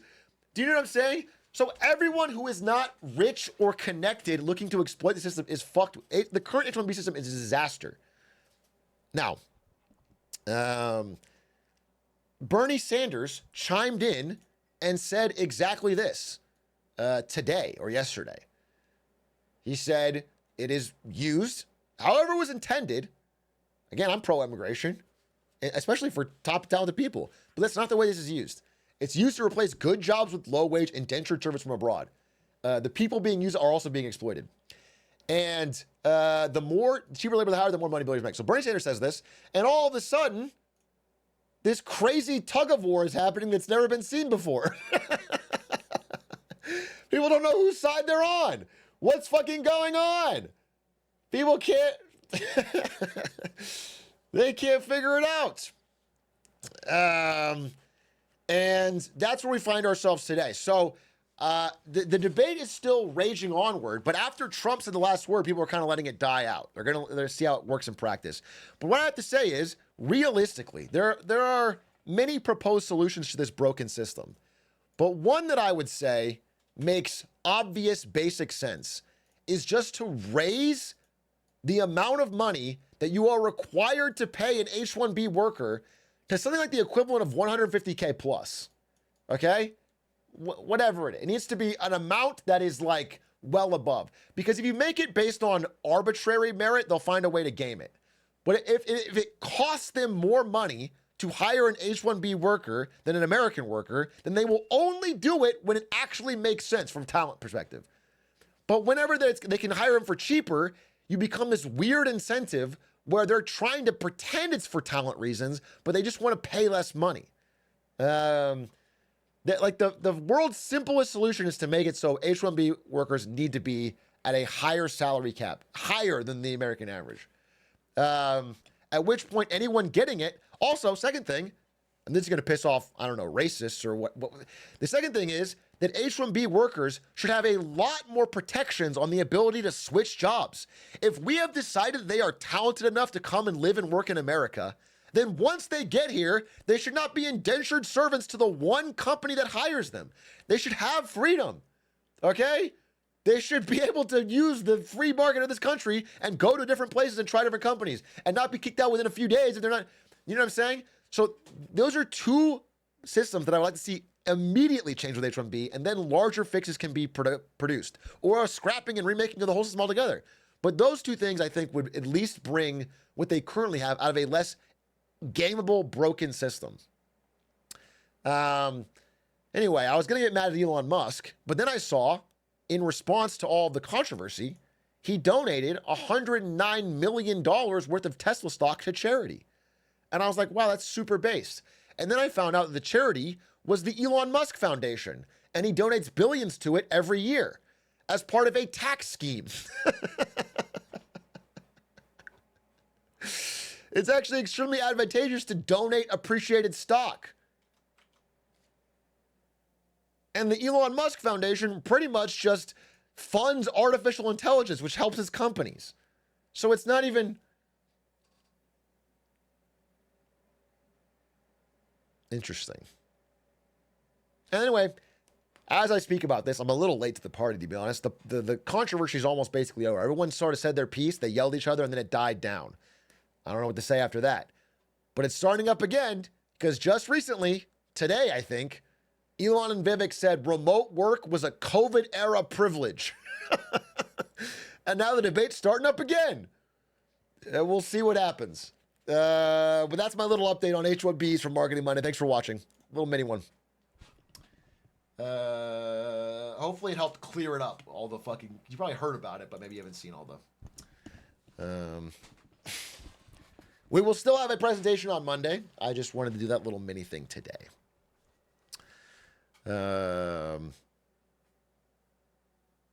The funny thing is... Oh, what else did I want to say? I actually had one more thing I wanted to say. This is more controversial, but again, it's part of my year where I'm going to say what I want to say. I'm going to say my piece. All right, there's a guy I didn't know about. Apparently, there's like a whole story here. I didn't know about this guy before this. There's a guy named Sam Hyde. Okay, now Sam Hyde put out a 46-minute video, open letter to Elon. If you're wondering which of the 4 groups he's in on that one, he's in the racist group. But he put out a 47-minute video to Elon that went pretty viral. 135K likes, a lot of people. And so I watched it. I watched this whole thing. I watched this fucking video. And I want to explain something, because I think I have young men in my audience, and I want to explain something to you. Maybe some of you watch this. I want to explain to you the way this kind of grift works. I just want to explain it to you. It's like this person serves you a drink, okay? And it's like they fill it up with 92%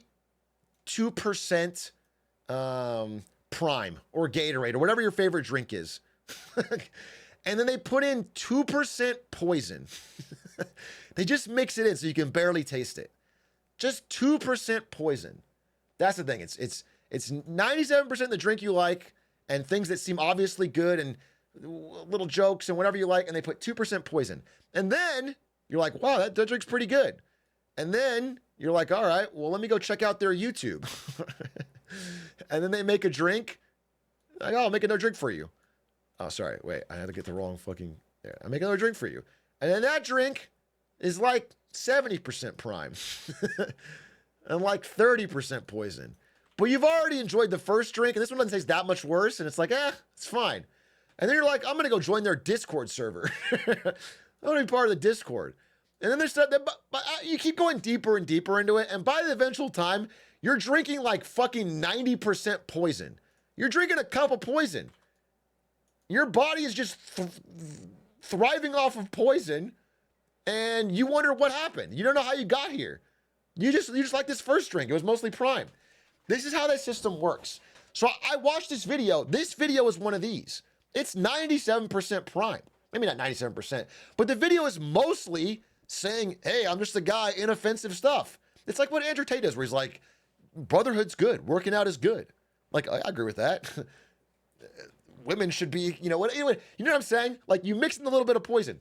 So he does this with this video, and I want to point this out. So a lot of this is like relatively fine. I mean, I'm watching this. One part made me laugh. It's fine. He's got a like I don't care attitude that could be admirable to a young dude watching it. And then right around, I think, 36 minutes. Let me go to 36 minutes. Maybe it's 35. 55. I'm gonna try. I don't know if I got the exact.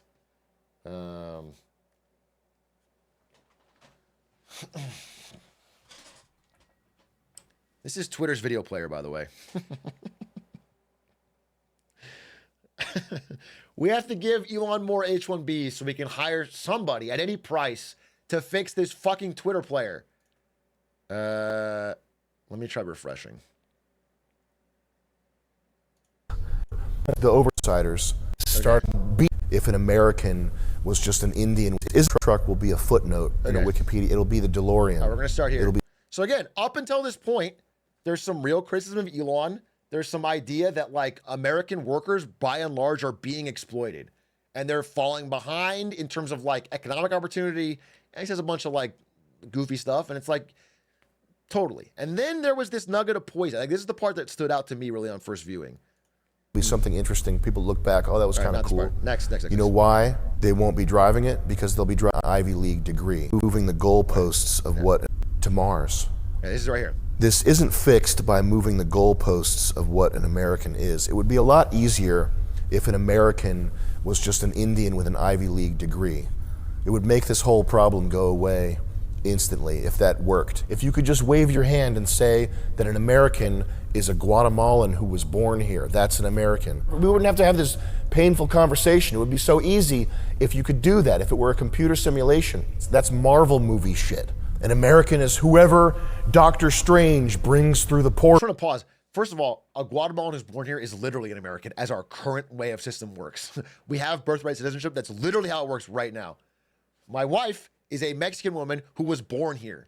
Okay, her parents were immigrants. She was born here. She's American, 100%. That's the way it fucking works. I just want to know that. But I also believe in that. I don't just think that's the way it works. It's the law. I believe in that's how it should work. That's how it's worked for many people. Probably this dude's ancestors. Okay, I just want to say that. Also, an Indian with a college degree, I want to point out someone like, there's so many. The CEO of Microsoft, what's his name?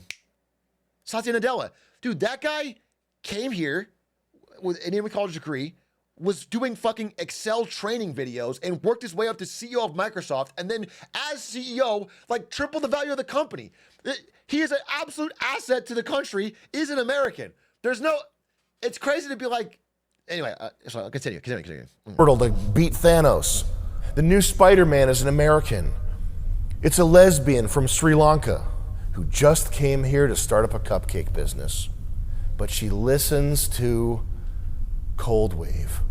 And she just came here to start up her hair dye business. She's an American. She's here for the American dream. That's not reality. That's math. That's Marxism, that's computer programmer, simulation, bullshit. We all know what an American is. And all these paragraph-long definitions and high-minded ideas, it's just propaganda. We know what an American is. And if you're not here to help the American people, then your usefulness to us is over with. So that's the part I want to talk about, because it's essentially implying that you could tell an American by looking at him, which is obvious. Obviously, you're trying to say white people. That's what you're obviously trying to say. And what's so wild to me is that this exact same fucking logic was used. And this is why I bring this up. I was reading about this for this video. I was looking at the history of Italian-American American attitudes towards Italians in this country. And it's funny. Americans thought Italy was cool. And then there was 2 million Italian immigrants in the early 20s, the 1920s. And then Americans started to get real racist towards Italians. They started to say that Italians were fucking, despite being white, they were just, because here's the deal. When there is this cross between competition for wages, when there's economic opportunity, then the racism starts flaring no matter what the differences are. Okay? This happened to Polish people and Italian people, Eastern Europeans, Jewish people. It happened to any group they could identify that was coming in and taking low-wage jobs or competing for jobs. Because that's how fucking this lives intertwined. And now that it's in the future and those people have already become part of American fabric, it's insane to be like, we can tell who's an American. No, it's always been used in crazy ways as a country's history to exclude people for economic opportunity. So I want to understand that this part is poison. Like, this is not a good way of thinking. And if you are suckered in by some of the jokes in the first half, again, there was one part that made me laugh. It was funny. I watched this not knowing who this guy was. I just watched it because it was viral. This part, I was like, wow, that's bad. This part stuck out with me. And I hope if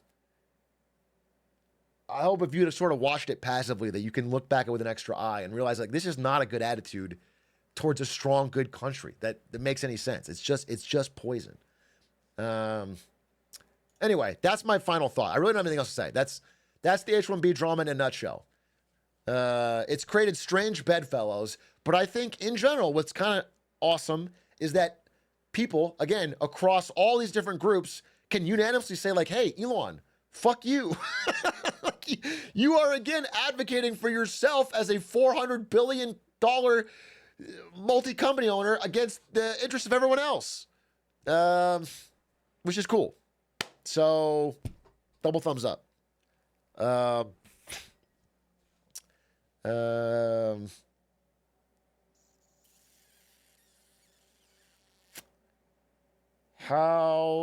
else do I want to... I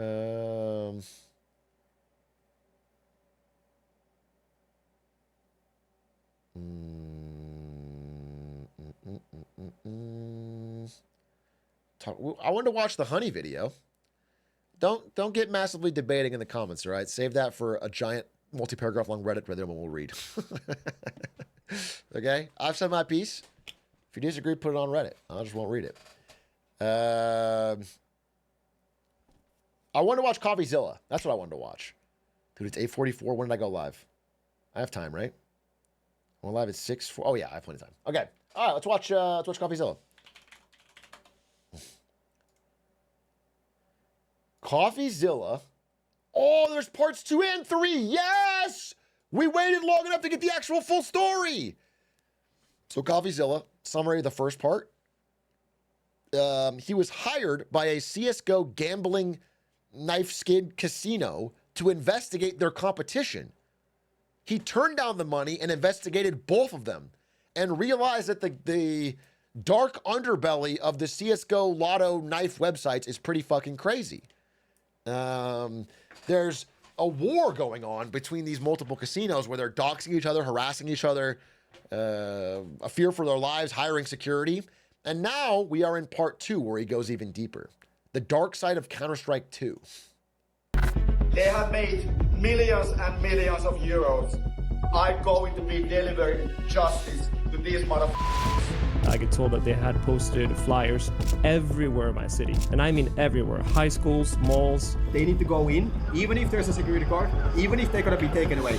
If somebody goes home walking, they will be... Worth saying, as I'll say it again, I was there for this. Me and Aiden were there. We were like a few rows back. We were there when they hired people to storm the stage. Security guard, even if they're gonna be taken away. No, it was me and Aiden. This is us getting tackled.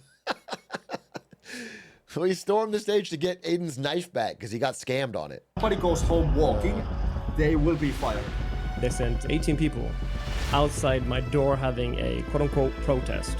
We are having war with other sites as well. Most of the CSGO gambling sites are scams. I want to know who's really behind this thing. They're all who's scams. Really the victims and who's really the villain. Okay, episode 2. In our last video, we got bribed, but instead of taking it, we exposed the people who offered it. Now it's time to expose the rest of the Counter-Strike gambling industry and the influencers who promote it for millions a year. Let's start with the basics of what... First of all, I just want to say...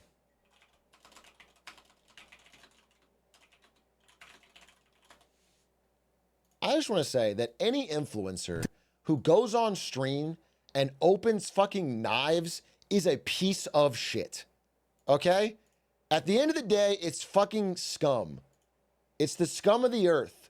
It's the bottom of the fucking barrel who are out here day in, day out convincing children to part with their money by fucking popping off when they get a fucking knife or something. It's fucking stupid. It's not cool. It's not fun. It's not cool. You tune in tomorrow, you're not on stream. Oh my god! Yes, dude!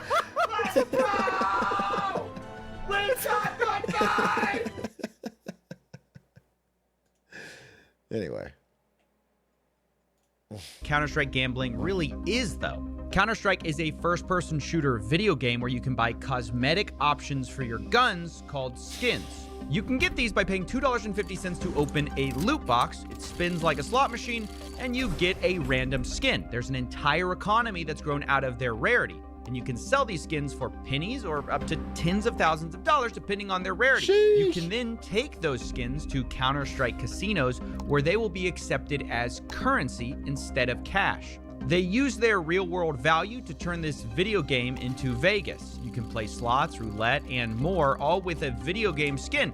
Think of it like their version of poker chips. And when I first began to investigate this, I thought, why don't people just use a regular casino? You know, why use Counter-Strike they're skins kids for this? Well, I decided to investigate by interviewing a bunch of people who do use Counter-Strike casinos, and I found a disturbing trend. I've been in the gambling community in Counter-Strike for about, I'd say since 12 years old.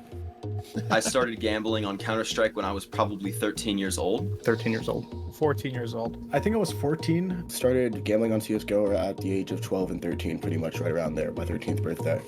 Yeah, most of the people I spoke to started gambling underage, and it was while they were playing the game.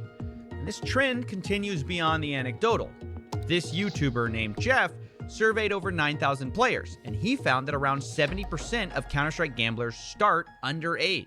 Now, themed casinos have always had an audience, but with Counter-Strike, there is an underage gateway to all of this because all you need is $2.50 to get your first skin through Valve, and you don't even need to show ID, which is a huge part of this. Even worse, when you go from the game to the casinos, which are hosted on third-party websites, most don't ID the players either. Or if they do, it's only after you've already gambled thousands of dollars, which is... Yeah, but you have to click this button. And nobody would click this if they weren't 18 or older. Okay? Nobody would do that. ID the players either.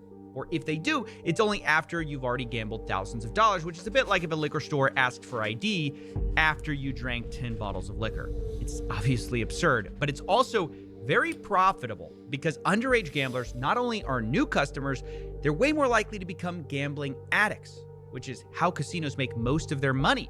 These days, most physical casinos have a strict ID policy at the door.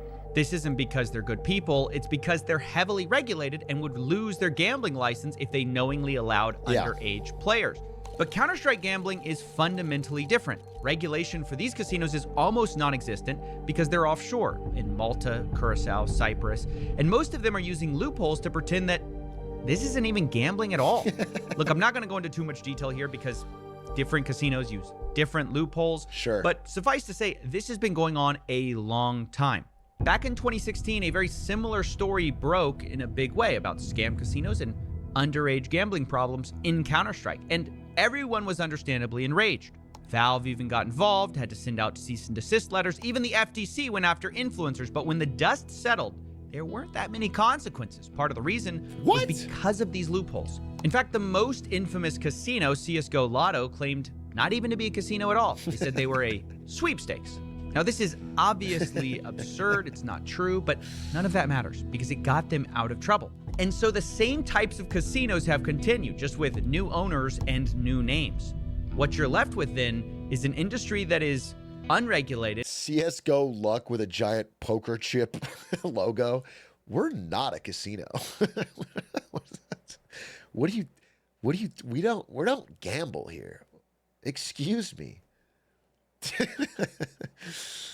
If anything, self-regulated, which I discovered creates its own race to the bottom problem because consumer protection in an unregulated market will literally drive away your customers.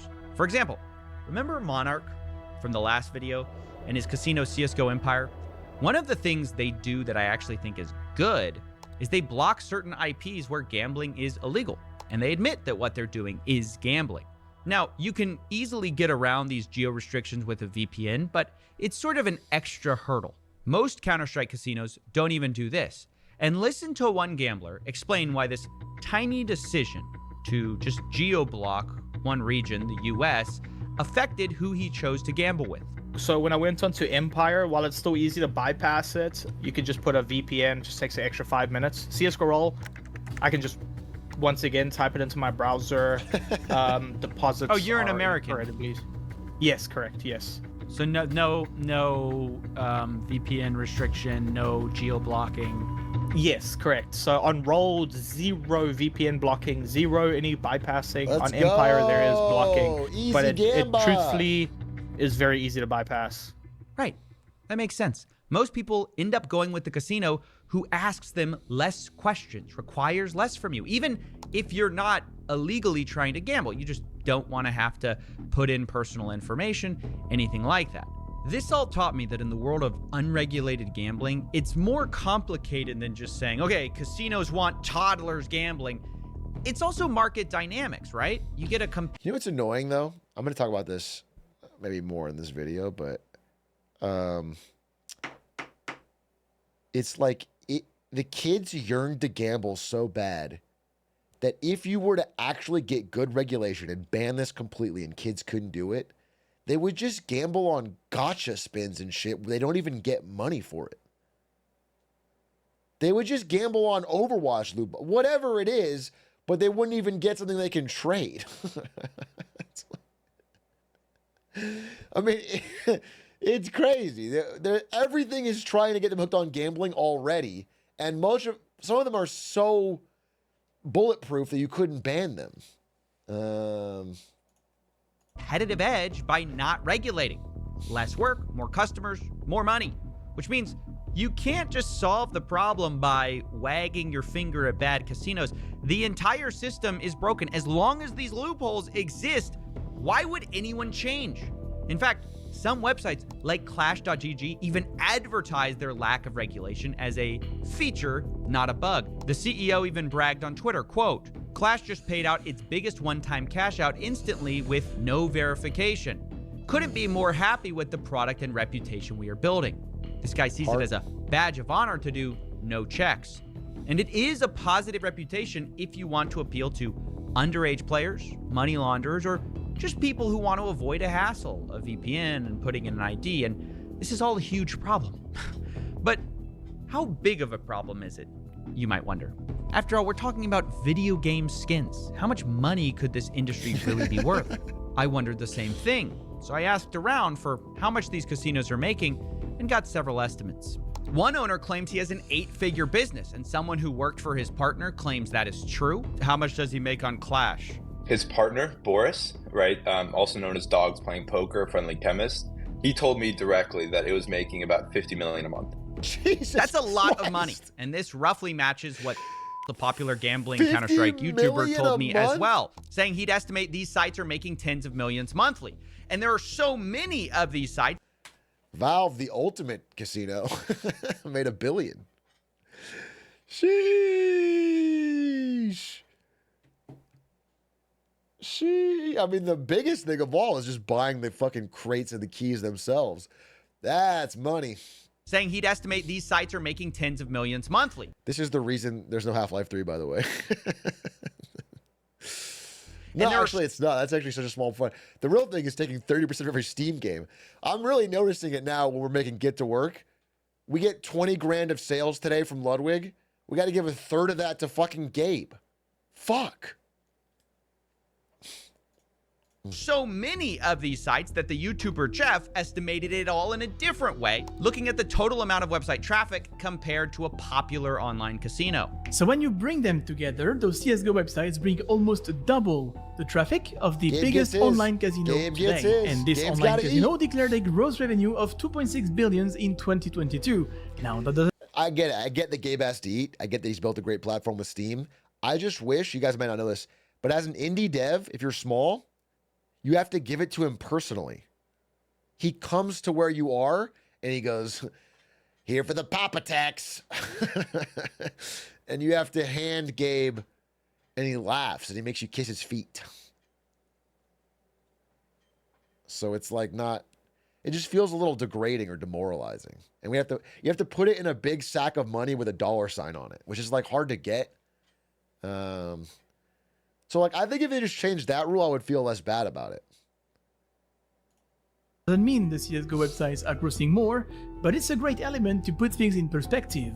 So even though it's tough getting an exact number since these casinos might overestimate or underestimate for many reasons, either way, it's clear these businesses are making huge amounts of money.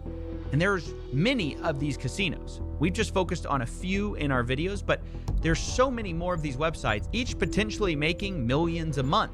And no one's gonna change their behavior until they're incentivized to by regulation across the board. Until then, less regulation will always mean a wider customer base, even if some of those customers are underage.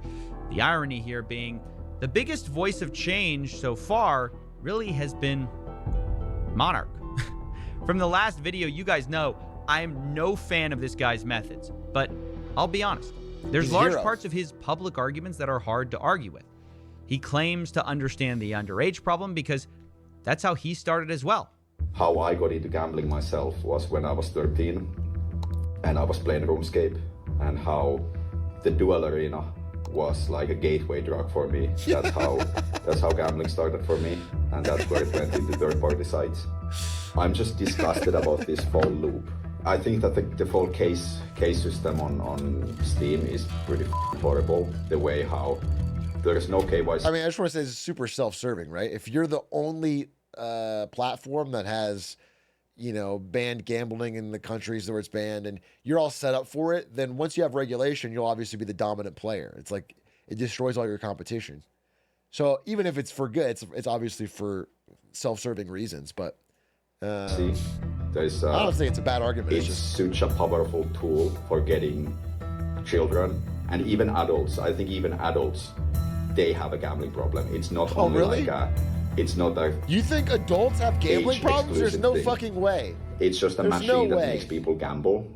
Imagine there's a kid who just plays CSGO and they open one box. Pretty innocent. They get their mom's credit card. They spend €2 to open a box. Okay, then they open a second box, third box, fourth box, and so on.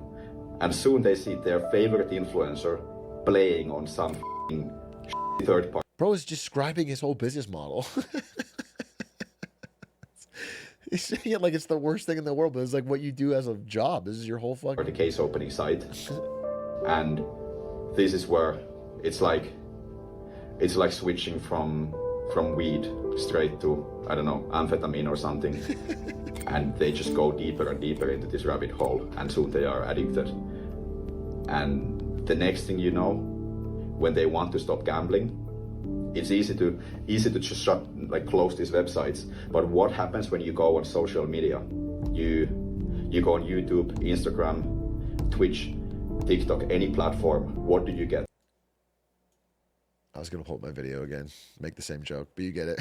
You get gambling ads everywhere. The algorithm starts feeding you. It's like, imagine you are addicted to heroin, and then everywhere you go, you just see like heroin, heroin, heroin. Here, look, your hero is taking heroin. Dude, what's funny is like, yeah, I agree this is all bad, but it's almost like it's such a tiny drop in the bucket. Like, I think you should ban child gambling, but I'm not worried about adult CSGO gambling compared to watch sports. Watch fucking any sports broadcast now.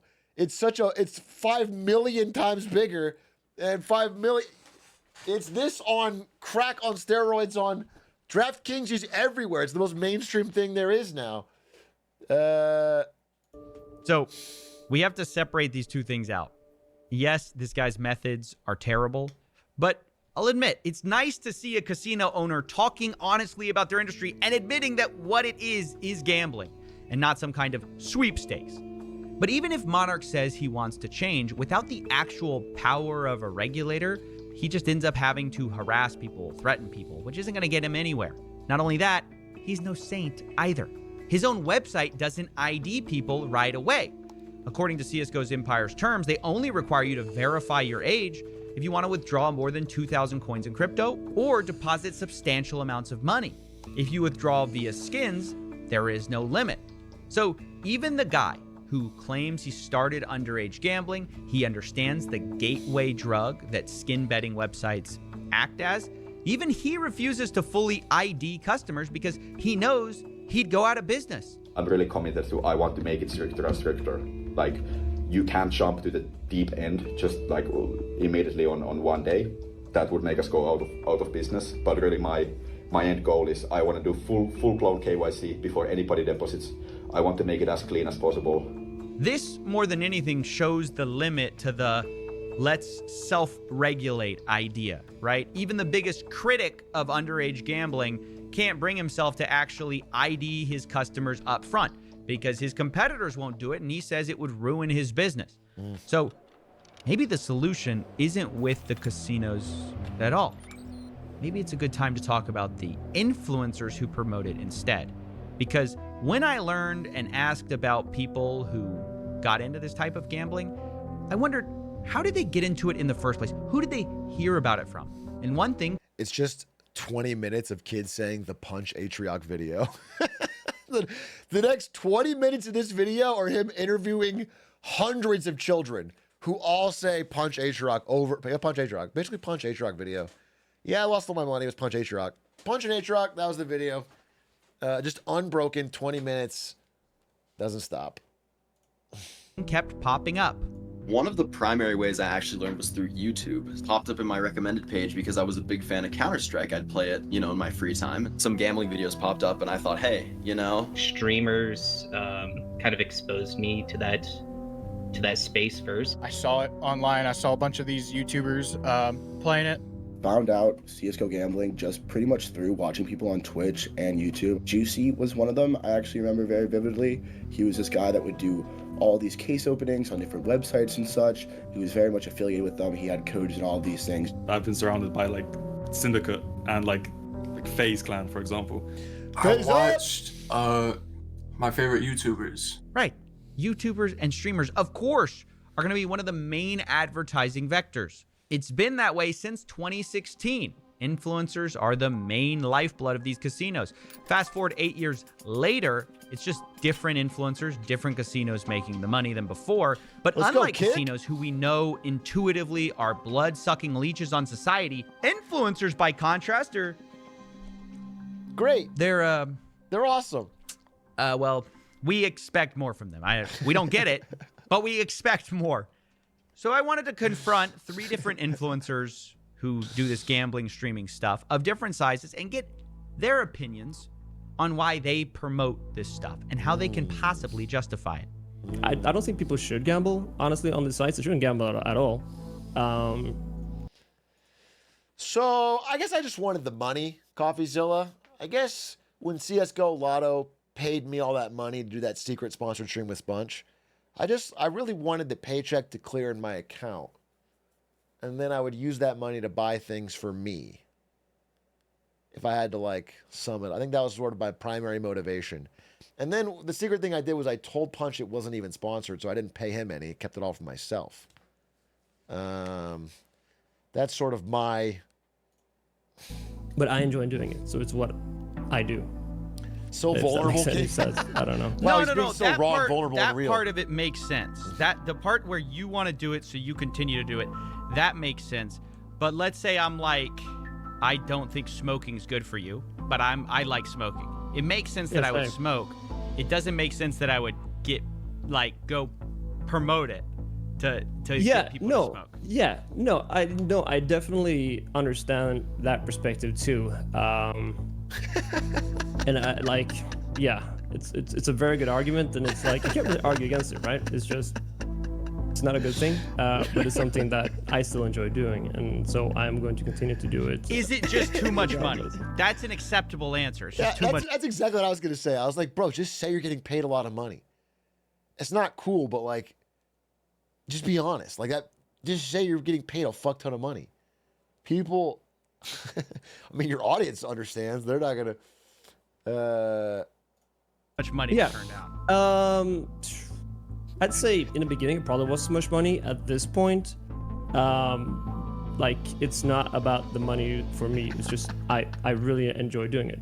Well, in the videos, I don't sugarcoat. I don't try to convince people that winning or gambling is a way or a solid option to flip a quick buck. Even in my wins, I preface that this is not a sustainable thing. So it's not something that I necessarily roll a clip. I don't know. You can watch the videos and decide for yourself if it feels like promotion, but that's how I reason it to myself. I don't even, use the rewards. I don't advertise it at all. So I don't, the rewards thing, it's more of like I said, I don't advertise it. So I don't feel guilty. But you do advertise. You get paid. Dude, it's funny because like this is all worse answers to me than just saying you did it for the bag. It's like, I just advertise gambling to children for the love of the game. It's like,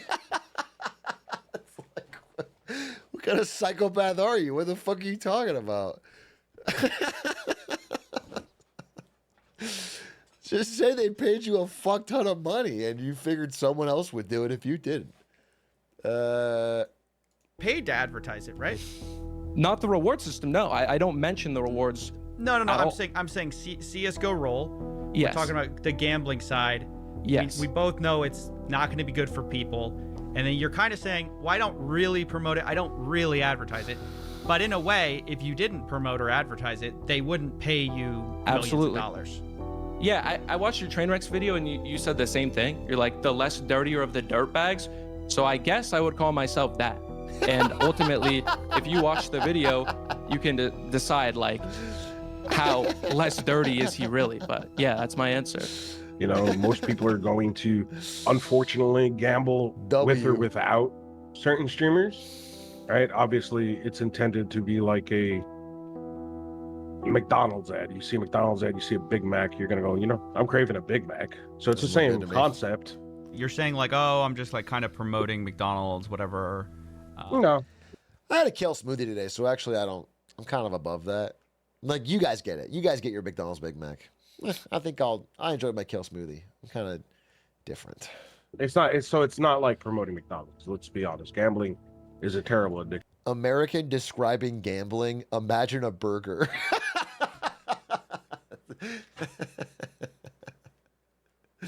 Every American metaphor starts with, so like, picture McDonald's, right?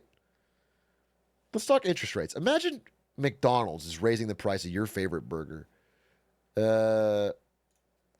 My closest friend has a very, very bad gambling addiction. He'll get paid on, let's say, a Tuesday, and by Tuesday night or Wednesday morning, his whole paycheck is gone for 2 weeks, and then he has no money. And no matter what I do to intervene to help that individual try to hold his money. I'm sorry. There's a clip. I have to show it to you. I saved it. It's so relevant to this. Wait, I saved it. I know I have it. It won't take me that long to find. I saved it. There it is. Here it is. Ouch. He says one more. One more. One more. Ouch. Owie. Owie. Every time he loses, he's doubling it. And what he's doing is guessing whether the random number will be above 50 or below. Every time he loses, he's doubling. He starts at $1,700. No. What the fuck just happened? Fuck! I'm done. I'm so done streaming. I'm so done. That's minus 1,500 bucks. I'm fucking done. Stream is over, bro. I'm such in a bad mood. Fuck!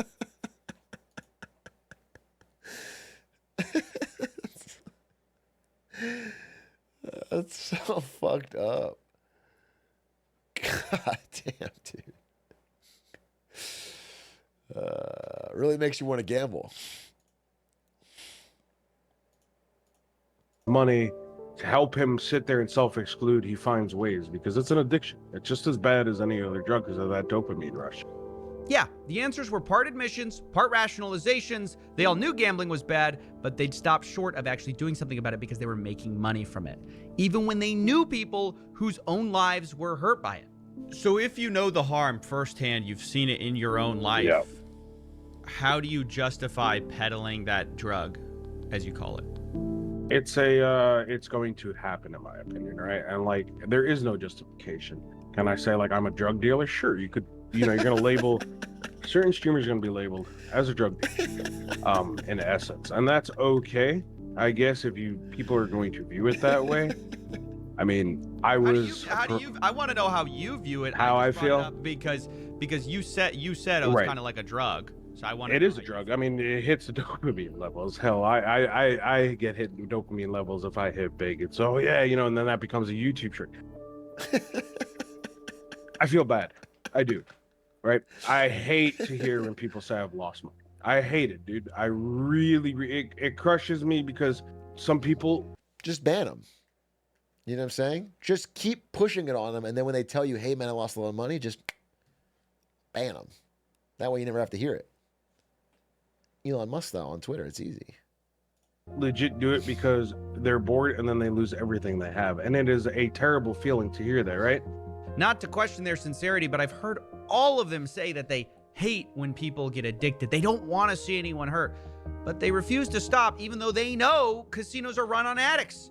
Fun fact, Clash.gg, who earlier we had their CEO admitting he was proud of not IDing players, also admitted that the majority of their revenue comes from a tiny fraction of their most addicted players. That's crazy.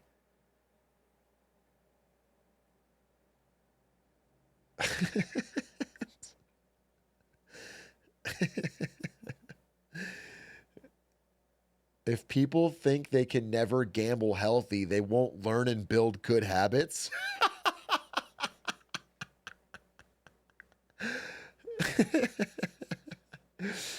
Yeah, you need to practice gambling so you can get good at it and not become a degenerate with issues. That's smart. That's really smart. Thank you. Actually, it's really wise. Quote, less than 1% of Clash accounts I make see what up they're about 80% of our revenue. It's just an admission from their founder. It's an open secret. So these influencers can empathize about how horrible addiction is. It's the same thing about fucking skins in League of Legends or the games you play. Everything's about loot box, everything about gacha games. The whole game is built around that fucking hyper-addicted 1% whale that gets fucking hooked and punts their whole paycheck. And the rest of us have to suffer a game like this so they can psychologically manipulate whoever gets weak-willed enough to punt. It's fucking wild. But they know that's where their paycheck comes from. The CEO of Clash has a profile on Twitter that says, "Never gamble, the house always wins." But ironically, his house is probably from people gambling. The fact of the matter is that these people say with their mouth, "I feel terrible, I feel bad." But when it comes to actually changing, they never do. Even when they directly scam people, they will still find a way to rationalize it. And this next part is pretty dark. But for a moment, we're going to have to go back for a second to the PGL major tournament and talk about the thing I was originally offered a bounty to investigate. A specific casino that is owned by the same group as CSGO Roll, but this one is called Hype Drop. It's owned by Monarch's arch nemesis. Hype Drop was a casino where instead of gambling Counter-Strike skins, you could gamble real-world items, like real-world loot boxes. For example, you could pay for a real loot box that would get you anything from like a $10 gift card to a Lamborghini, for example. It's just gambling with physical items. But the real secret sauce of this website was a loyalty program called the Daily Cases, where the more you spent, the higher level you got, the more you'd get these daily cases, which essentially were free money. Every single day, you could go on their website, Is this an ad? open these daily cases, and Is this an ad? Is this a hidden ad? This is free money? Poggies, I gotta check it out. Coffeezilla, you put me on to that. You found this really cool website. Free money? Theoretically, you'd get free stuff, free money, which if that sounds unsustainable, it is. It was all part of a scheme, it turns out, to make the Danish government believe that Hype Drop was not actually gambling. I received a letter Hype Drop gave to the Danish regulator arguing players could not lose money on their site because over time, the daily cases paid back all the losses over roughly 3 years. This is one of those loopholes we talked about where they're going to argue they're not actually gambling because you can't lose. Now, of course, I asked Hype Drop about this, and initially they denied ever sending this letter. Eventually, I showed them that I had their document, and they finally confessed, saying they did do it on one occasion, but denied trying to pass it off as an investment. They then quickly scurry away saying, "This is our last comment." I bet it is, because they got caught making bad faith arguments to the Danish government. This type of loophole is why in their promotional material, Hype Drop said things like, "Yes, you'll always make at least your money back," and quote, "We offer return on what you invest through our daily reward system," and quote, "It's a win-win situation every time." How about that? Now, it only takes a few moments to realize that offering jackpots and money back to losers isn't gonna work. It has to be a scam, which is why many people like Monarch called this thing an unsustainable Ponzi scheme. And I can't believe I'm saying this, but he's right. On March 27th, 2024, Killian, the owner, announced that he was shutting down the site, effectively rug pulling his customers, who were all relying on these daily cases to make their losses back. Right. This is part of what Monarch's paid goons were yelling about at the PGL majors. By removing their daily cases, Hypedrop, in my opinion, stole from their users and effectively revealed their legal loophole to be a lie. Now, with that all understood, let's circle back to this guy, Juicy, a gambling streamer who we heard from earlier. He was easily one of the biggest promoters of Hypedrop, and I wanted to know, given that he has widely promoted a scam, what was he gonna do to make things right? So let's talk about Hypedrop at this point. This has been kind of what precipitated the PGL majors, according to Monarch. He says, I had to protest Hypedrop. It was a Ponzi scheme that collapsed, and CSGO rolls next. Now, when I was looking up Hypedrop, you were one of the people who was promoting it, like one of the bigger YouTubers I saw, maybe the biggest. Yeah. What's your take on promoting this stuff? Where's your ethical line for what you will take, what you won't take on? Yeah. Take it all. So to my understanding, I had never worked with a gambling site that had rewards that function like a Ponzi scheme, you know? So when I was playing on it, I'm not promoting the rewards, you know? I'm not like, this is the most rewarding IRL gambling site. So I was just playing with the product itself and, you know, making content around that. So obviously it's really annoying and bullshit when the rewards get, first off, cut down, and then second off, now there is no reward offering and the site's going away. Like, right. I'm obviously very upset. Annoying. Not just for my own intent, but also mainly for the people who, especially if people put money into Hypedrop, thinking of it like a good monetary investment versus like, I'm just gambling, you know? I'm pretty sure from my understanding, that wasn't like a advertised thing. At least they weren't advertising. They weren't saying, hey, you got to tell them about this great investment option. I think that was more of a legal loophole that they were, you know, trying to operate. He's just lying about some of this. He says he didn't advertise his daily cases, but I think he didn't think I'd watch his videos because he definitely did. Daily reminder, claim your daily cases. They're 40 monies. Code JUICY will get you 3 free cases, so might as well. I mean, my daily cases used to pay a filthy amount of money. It was a full-time income just claiming them. Claim this every day, dude, and we're making a full-time salary every month. Yeah, he calls the daily cases basically a full-time salary. But I thought surely after seeing that Hypedrop scammed people, he would cancel his sponsorship with the same company. Like, it's the sister casino CSGO Roll, right? He has to stop that now that he's scammed his audience. He didn't cancel it, right? So let me ask you, does that mean you're no longer going to work with CSGO Roll since they're run by the same people? Can't. Well, I've already promoted the site, and I already have fans who use the site, and I don't think the reward offering there is gonna change.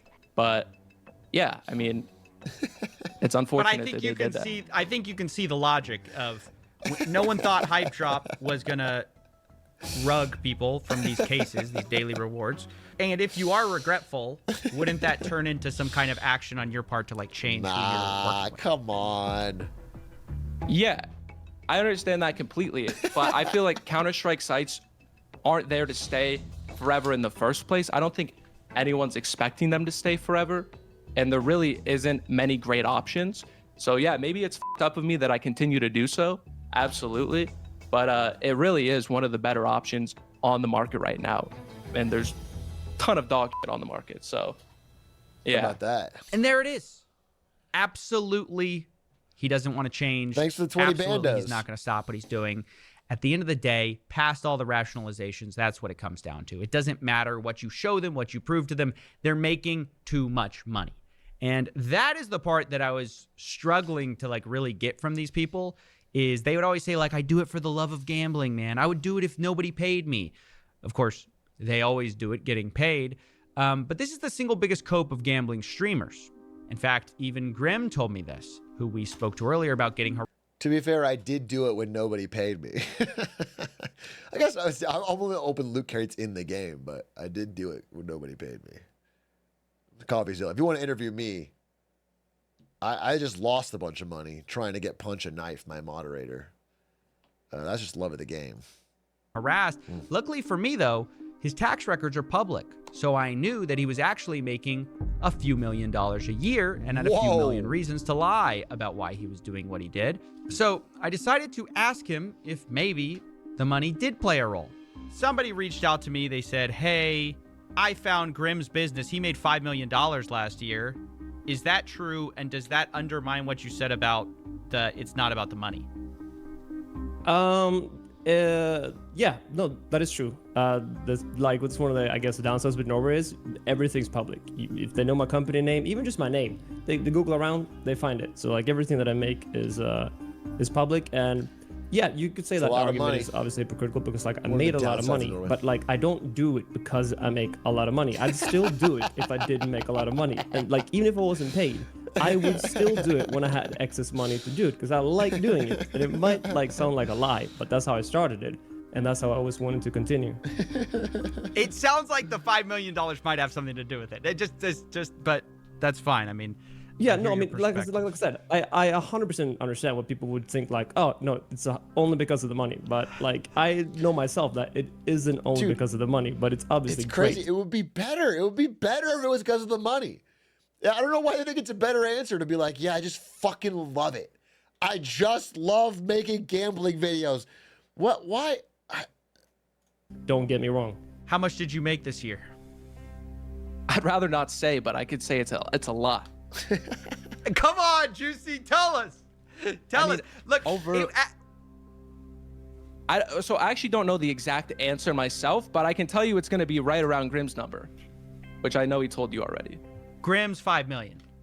Yeah, and then I got to pay a stupid tax rate on that.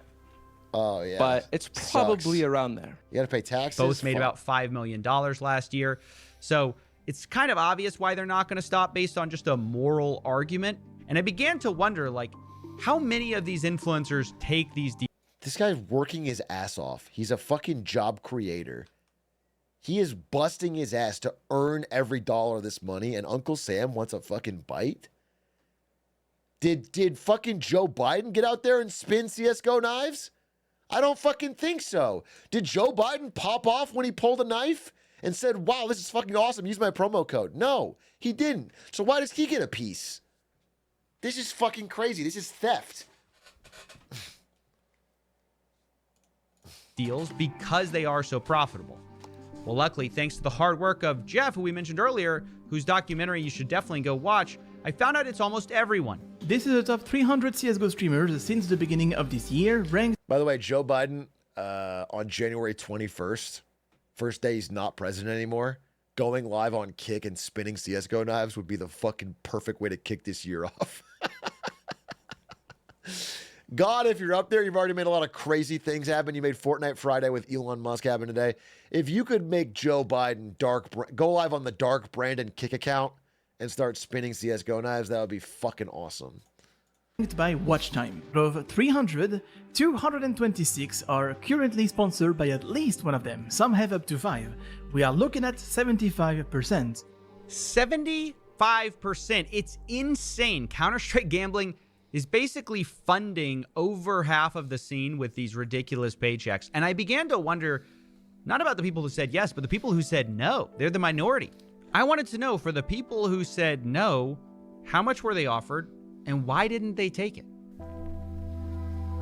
This is something I think about a lot, because there have even been moments in time where I've been offered $300,000 for a month of gambling. Sheesh. $5,000 an hour. That could change my life. That could retire my mom. That could alter my family's lineage. But I keep turning it down. What a beast. That was when I was an even smaller streamer than now. That's crazy. Yeah. One of the things I've been thinking a lot about is like how to change this, you know, what does even change look like, right? That's part of what I'm thinking about. It's like, what does even change look like for this industry? And one thing that I came to is like, the incentives have to change because they're so out of whack. The second you allow gambling sponsorships and streamers to like get sponsorship deals, how are you going to stop someone from taking that amount of money. You're a good person, so you just don't want to do it. That's your personal line.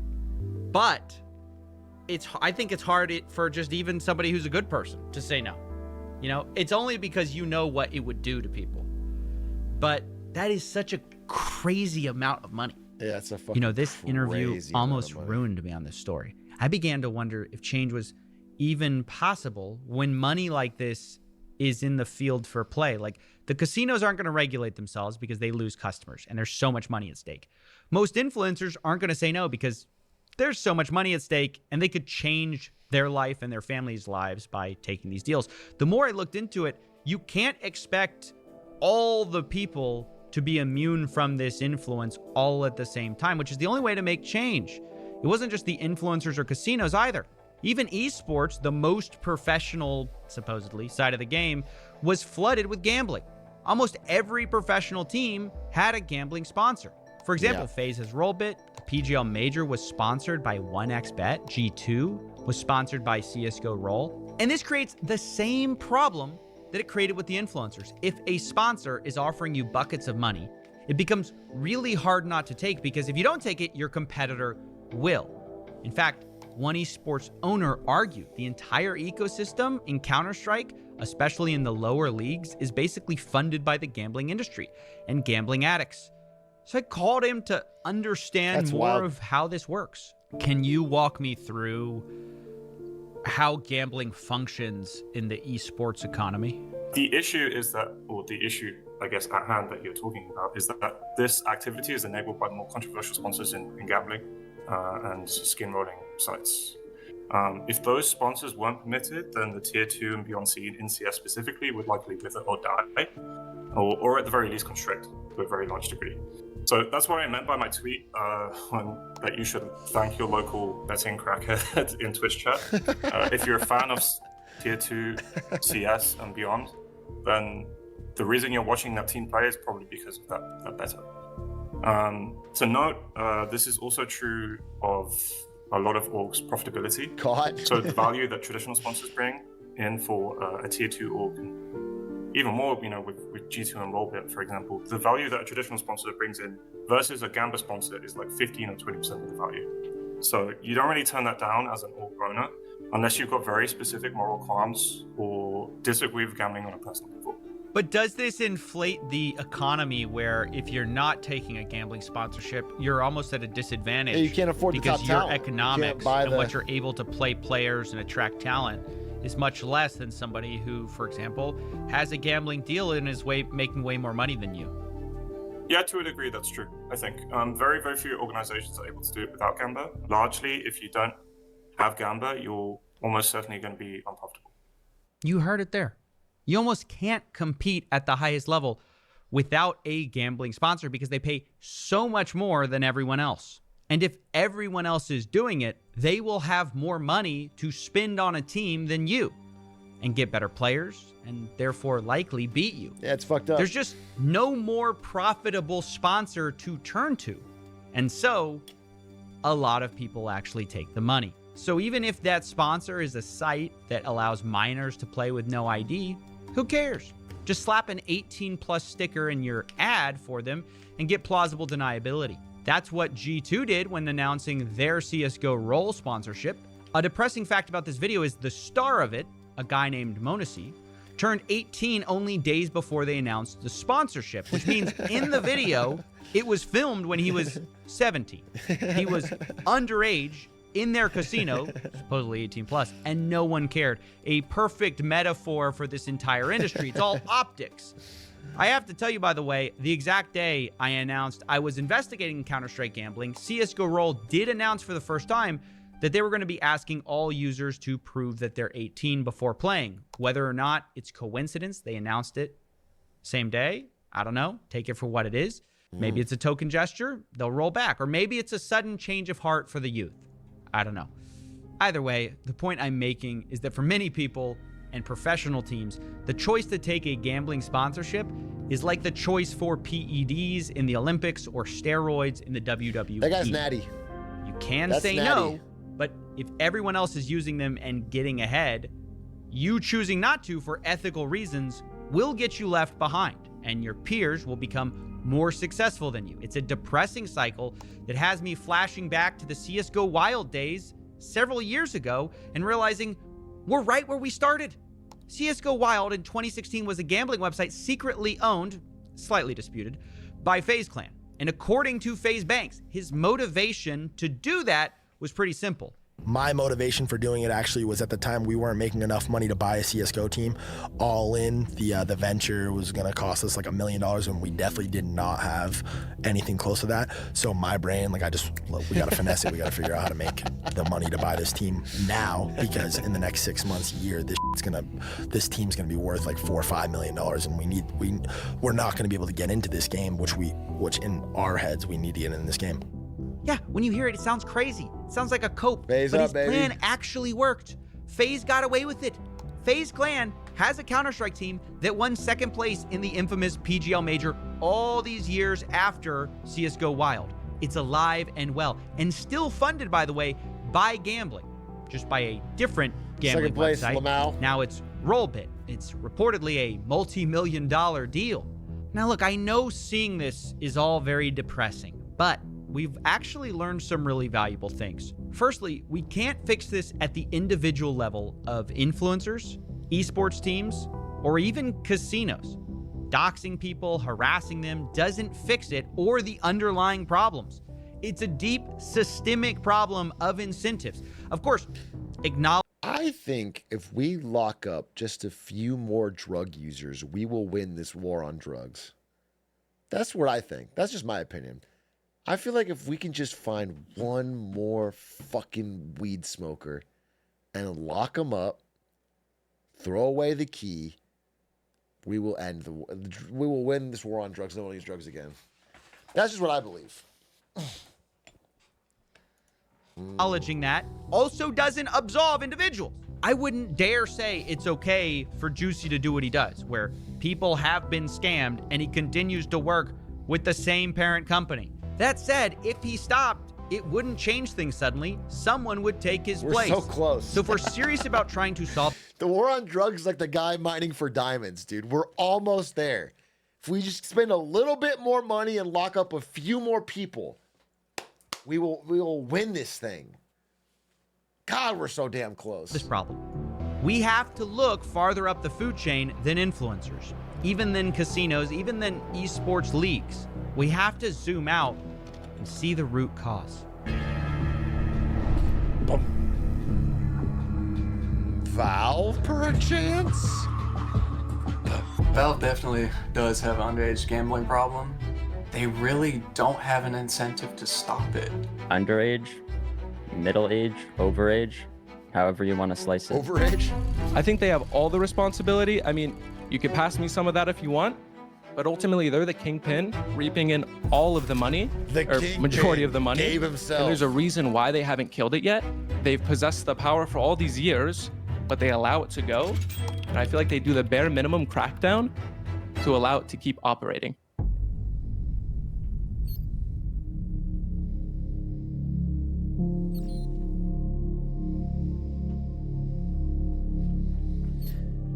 Big Papa Valve himself. The thing is, I heard Gaben say something based on Reddit, so I don't think he could have done anything wrong. Do you know what I'm saying? It would be weird for him to be in any way at fault when I know that he is based Papa Gabe. How long is the third video?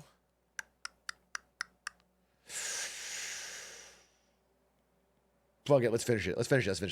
I want to know. I want to know the ending. I want to know the end. We're gonna watch the ending. I want to know what happens.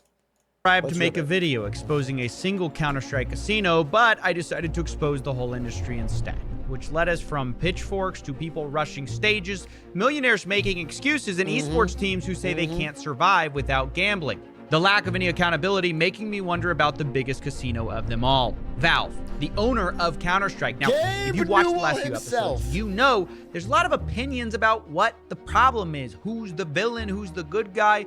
Hardly anyone agrees on anything. But I did find one thing that nearly everyone agrees on. I started gambling on Counter-Strike when I was probably 13 years old. 13 years old. I think I was 14. Valve definitely does have an underage gambling problem. I think Valve does have an underage gambling problem. Yes, it is underage gambling a disguise because it holds real life value. Underage, middle age, overage, however you want to slice it. When I was young, that's the most easily influential age to get people in, because I can't go to a real casino and gamble. Like what I did back then was I went to our local video game store, bought like $20 worth of Steam credits.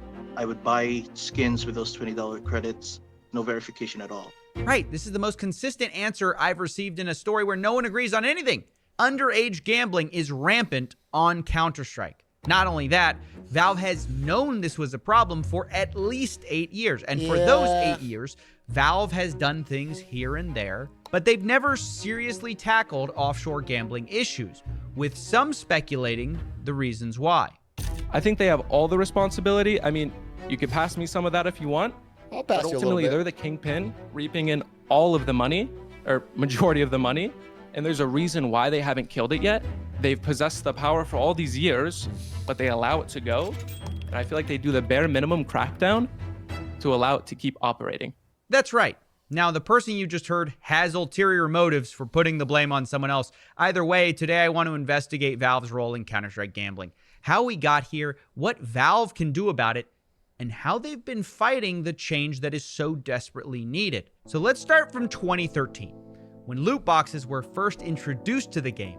In an update, Valve... Wait, did we upload the video with the wrong title?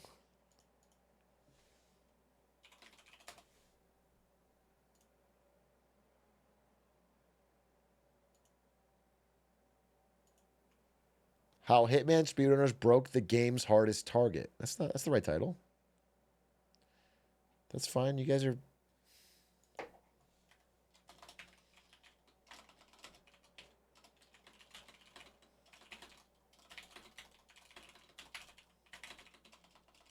Celebrity ET from Hitman Developers IOI.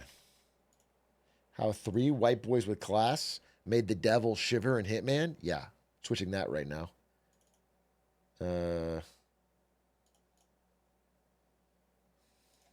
Valve called the arms deal. It was first described as all the illicit thrills of black market weapons when it first trafficking came out? without any of the danger, which is kind of true. They did create a black market of skin betting. The only thing that I find false here is the quote, without any of the danger, because if you look at the wrong casino, this guy might show up at your house. Either way, the arms deal update was the start of Counter-Strike gambling as we know it, with the introduction specifically of loot boxes. We're gonna open one here so you can experience what that's like. First, you take out your wallet, pay $2.50. Oh, Mr. High and Mighty Coffeezilla joins old Atrioc in the slums. Okay, joins me in the sewers. I'm gonna show you what it's like. Cracking cases. You better not pop off me. It's a knife. I might be tempted to go buy. How much is Gabe Newell paying you? How much is CSGO Rail? 50 cents. The case opens and a wheel spins where items of varying rarity pass by. Knives and gloves are particularly valuable because they're particularly rare, but usually you get an item. Bro got a knife on first spin. It's like guaranteed to win. If you guys haven't tried this yet, you could win too like him. On your very first spin, you could get a knife. That's fucking awesome. Worth pennies. Now you might notice this whole process, especially the near misses, resembles a slot machine. I believe that's not an accident. This is the same company that hired experimental psychologists to design parts of their games. So my name is Mike Amender. I'm an experimental psychologist at Valve, applying knowledge and methodologies from psychology to game design. So thinking about how knowledge of human behavior can impact the choices that we're making. The hope is that we can take what we know about psychology, about the predictable ways humans might react or respond, and apply it to game design and induce various responses or particular responses. Right, Valve is a game studio that uses psychology to manipulate user behavior, and it's harmless in some areas when optimizing for fun or excitement. But when we look at loot boxes, what is Valve optimizing for? What behaviors are they trying to cause when they make their loot boxes look like a slot? And the answer, I believe, is they want you to just spend more money. And making a slot simulator has been incredibly effective for that. In total, some estimates are that 1.9 billion cases have been sold. At $2.50 per case, that's 4.9 billion for Valve. All spent on video game cosmetics. You can then trade these on the Steam store, which all gets Valve even more money because they take a cut. Last year alone, Counter-Strike made about $1 billion opening cases. The skins update was a big change for the community, giving you something you can buy, something that you can customize your guns. It's done where it doesn't necessarily impact gameplay, but it gives people this exciting element to keep coming back and keep playing to get more skins. So you might be surprised to learn that although Valve designed a machine that looks like gambling, Valve actually insists that it's not. Oh. This is because of a loophole where technically Valve doesn't let you cash out your skins. You can sell them for money for your Steam wallet, but you can't convert that Steam wallet for cash. So the skins are technically worth nothing in the real world. They're just worth something in Steam's marketplace, meaning their slot machine of skins isn't gambling at all, or that's what they would say. That's fine then. The expected value is actually zero. And all that sounds great, except for the fact that obviously you can go to these third-party sites and get real money, real crypto.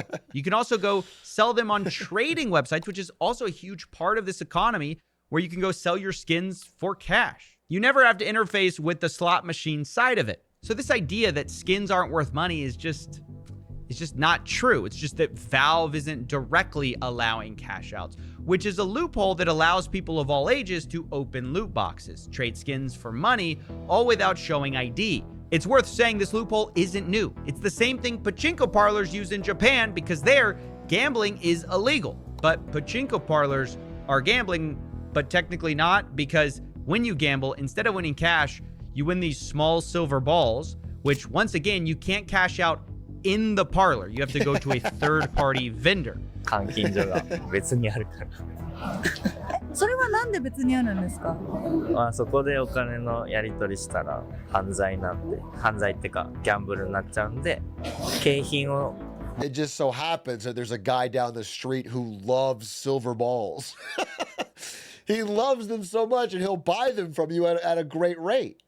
That's lucky. That's fucking lucky. もらうって体で景品をもらって、それを近くの換金所でお金に変えてるからセーフっていう認識です一応。網目をくぐってるみたいな。グレーって言ってました。All reminiscent of exactly what Valve does too. You can't cash it out in the Steam store. You can only cash it out on third-party sites. It's just gambling with extra steps. However, one player of the game explained to me that even this is a pretty weak excuse. Has anyone explained to you the Steam decks? So this right here, it's the maxed out version. I think it's like 650 spent in Steam funds. Now, how do you get Steam funds? You can put money on, you can sell stuff on the store, you can unbox a case, get a $1,000 knife, sell it, and then get this. So items don't have value. How do I buy this? Yeah, he makes a good point. I think it's pointless Steam to argue decks too don't long have against value. these loopholes, though, because there's millions of arguments, some used by Valve, other used by Counter-Strike casinos, for why gambling isn't gambling. You have Clash's sweepstakes loophole, hype drops, you never lose money loophole, you have CSGO roll saying you can only cash out skins. Everyone in this story, from casinos to Valve, is using legal loopholes. So instead of trying to legal eagle all of them, I'm just appealing to your common sense. If it looks like gambling, mimics gambling, and the players say it's gambling, it's gambling. Now that we understand this, let's take a look at one of Valve's strangest positions they've ever had to take. See, back in 2016, when gambling sites hit mainstream news for scamming a bunch of their users and underage gambling, Valve looked really bad and said they were going to put a stop to Steam users who run a gambling business. To do this, they sent out several cease and desist letters, and some of those sites ceased, but others didn't. 8 years later, some of the same casino sites are still operating. Meanwhile, influencers are clearly still getting paid millions of dollars. Esports teams are still sponsored by many of these gambling businesses that Valve supposedly wants to shut down. This is where we come to a question. Why does Valve say they want to shut down gambling, but they fail to actually do it? Some will say they can't. Like, these offshore casinos are literally impossible to stop, but I don't buy that. This is the same company who will happily destroy parents in court who sue them for pushing gambling. Where's Valve's legal appetite to go after these offshore casinos? I don't know. It seems to me they could have banned this all a long time ago using any number of IP arguments, legal attacks, or simply software patches. Why they haven't is where we have to get into speculation. I have two thoughts as to why. Firstly, I believe it's good for Valve to be in an eternal fight against gambling. It's good optics. If you never defeat the evil offshore casinos, no one has to wonder why your loot boxes look so much like slot machines. Yeah, it's fucking great because the casinos look scummier and worse. So it's like we're fighting them, we're the good guys. But like the biggest amount of gambling is the loot boxes, which is due for regulation as well.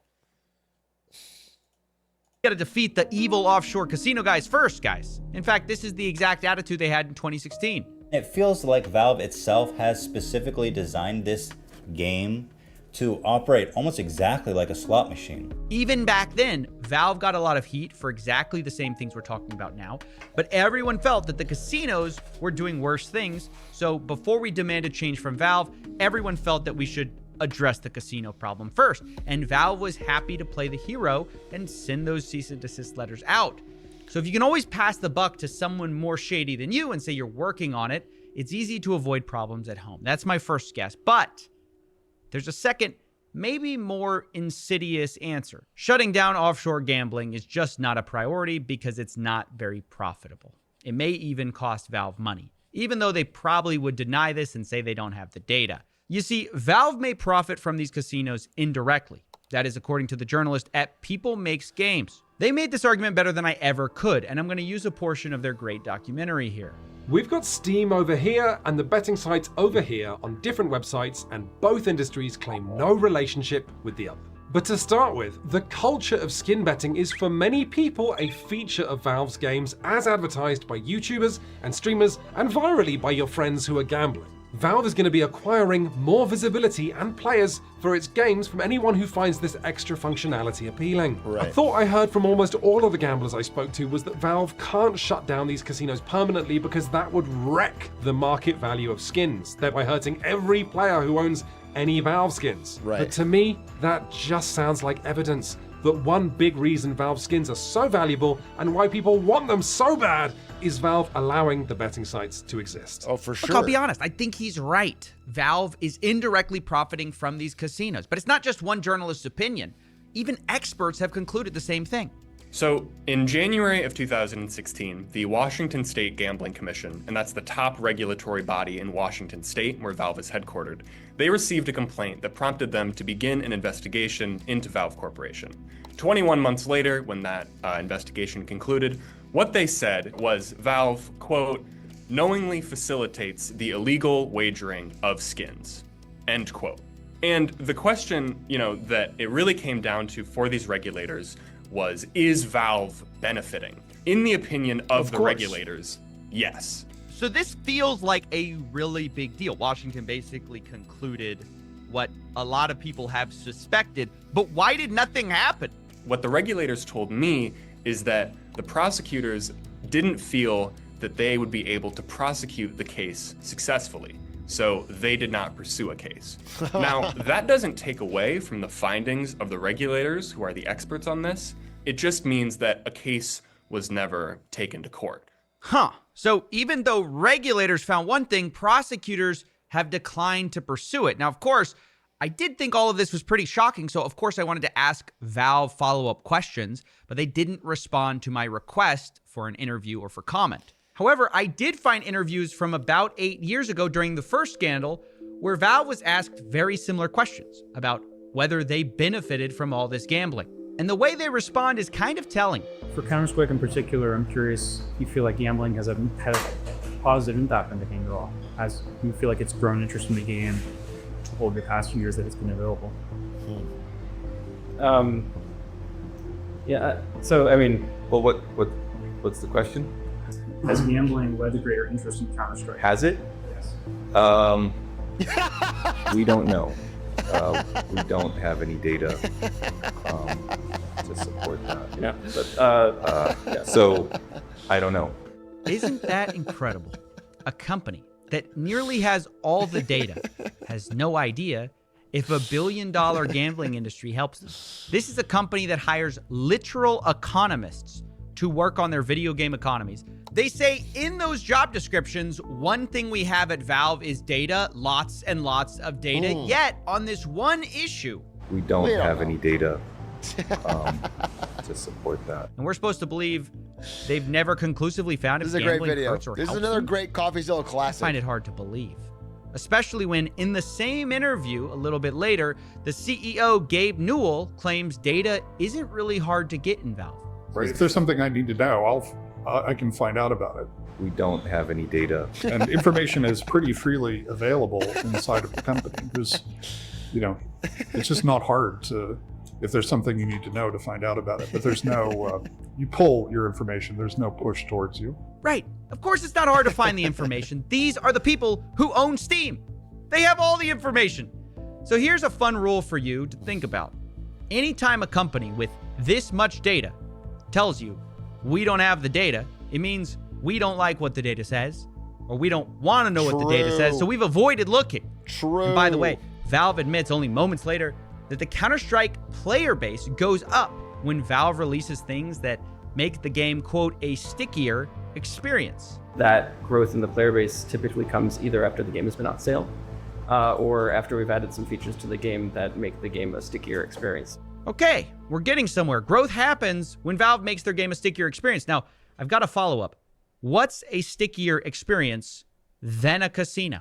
It's so sticky, people have a problem stopping. You can't honestly say our player base grows with a stickier experience, and also we have no data that gambling has grown interest in Counter-Strike, because those two sentences are not compatible. Yeah. And oh, by the way, we've been fighting gambling for 8 years and we keep getting outsmarted by 20-something-year-olds in Curacao. Like, you're just not trying that hard then. But we've even got more evidence for their lack of effort here, because Valve will occasionally take action on casinos, most often when they've been pressured to do so by bad press. Just take the PGL Majors, which started this whole thing. It was a horrible look for Valve, directly caused by the casinos. The result of that was almost immediately an update released only days later that for the first time in a while actually did something. Basically, Valve made it so that when you traded something in Counter-Strike, it was hard to then gamble that item. Basically, they changed a way that items showed up in your inventory. I'm not going to go into too much detail, but it kind of messed up the way casinos were tracking items. Now, the end result of this is that casinos, along with skin traders in general, are slightly punished. Now, my point here is this patch could have been done at any time. The reason it happened a few days after the PGL Major was this disruption. This was a clear signal from Valve to the casinos. You stepped out of line, you caused trouble, we'll cause you trouble, right? Right. I should note, the casinos are going to find boss. workarounds to this, but there aren't infinite workarounds. It's obvious to everyone, including the casinos, that if Valve really wanted to shut them down, they could, since Valve ultimately controls the ecosystem by which everyone trades and tracks items. They could just stop so them if they wanted to definitively shut down the casinos, they could, but it just is going to require work. Work that Valve doesn't seem to have a huge appetite to do, maybe because it would impact other players, maybe because they just historically haven't done that work unless they're forced to by press, governments, or the casinos themselves to do so. Now look, it might feel like I'm being a little harsh towards Valve here, or I'm putting a lot of the responsibility on them. And if it feels that way, it's because I am. I do think they need to be the ones to change for two reasons. One, no matter where you look in the chain of responsibility from influencers all the way to governments, everything points to them. Valve is easily the most equipped to solve things because they are a single stakeholder. Everywhere else you look, there's coordination problems. At the influencer level, if you don't take Gamba money, other influencers will. At the casino level, you want to be more regulated, your competitor doesn't. Even at the esports level, you don't take a gambling sponsorship, your competitor will. Even at the government level, if one country bans it, just take a VPN somewhere else where it's not banned. Not to mention, Even when governments do ban it, and by the way, I think they should be part of the solution, but even when they do ban it, Valve can try to maliciously avoid regulation with new loopholes, which is not a hypothetical. They've literally done this. In France, for instance, where loot boxes that can be traded for money are banned, Valve updated their game just in France to put in what they call an X-ray scanner, where you can see the contents of your loot box before you open it, making the results technically not random. The catch is, though, you can't open another loot box until you pay to finish opening the one you've scanned. It's just a workaround the law to allow... That's so stupid. You bought it. You already own it. You can scan it or you can open it. Either way, it's though you find out what's inside. You can't do anything else until you... That's so funny. The same gambling, just legally, I guess. But it turns out this may have been a tactical mistake because it kind of gave away the game Valve is playing. Because remember, they're trying to pretend not to be gambling, but this loophole they're using is literally a loophole slot machine companies use, where they will do what's called pre-reveal the result of a slot spin before you spin and say it's not gambling as well. In states like Missouri in America, this is how gambling companies were trying to avoid the gambling classification. Funnily enough, while learning about this loophole, I found this. Quote, the gambling companies don't like each other and will claim one company is breaking the rules while they apparently follow them. I'm getting flashbacks to this story as well. But the point is, if Valve is resorting to using gambling companies' loopholes, from the pachinko parlor loophole to the pre-spin loophole, what does that say about what they're selling? Even Valve's own users are realizing this. In a post about the French law where they dodged it with this pre-reveal, people are saying, quote, they seriously skirted the laws that stupidly easily. Sounds like Valve is using loopholes taken straight from casinos. It's like so the that's spirit why of the I'm law is saying, being so yes, violated. Countries should regulate predatory loot boxes designed as slot machines. Yes, influencers shouldn't take dirty deals. Yes, casinos should in theory self-regulate. But if we're looking where to lay out a plan to fix Valve's underage gambling problem, it all comes back to Valve. No one else can unilaterally shut this down except for them. And at the same time, no one stands to make so much money from keeping it open and lying about what exactly these cases are, using the same arguments casinos have been making for decades as Valve. And that's why I'm being so harsh, because frankly, they deserve it. This isn't some indie video game studio that's struggling to survive. Valve is pound for pound one of the most profitable companies in the world, period. Not just because of gambling, in spite of it. With just Steam, they're already larger than most publicly traded gaming companies, affecting millions of people a day without gambling. So it isn't crazy to expect basic responsibility from a company who touches so many lives. Unfortunately, Valve is not only uniquely able to take action, they're also uniquely equipped to avoid it.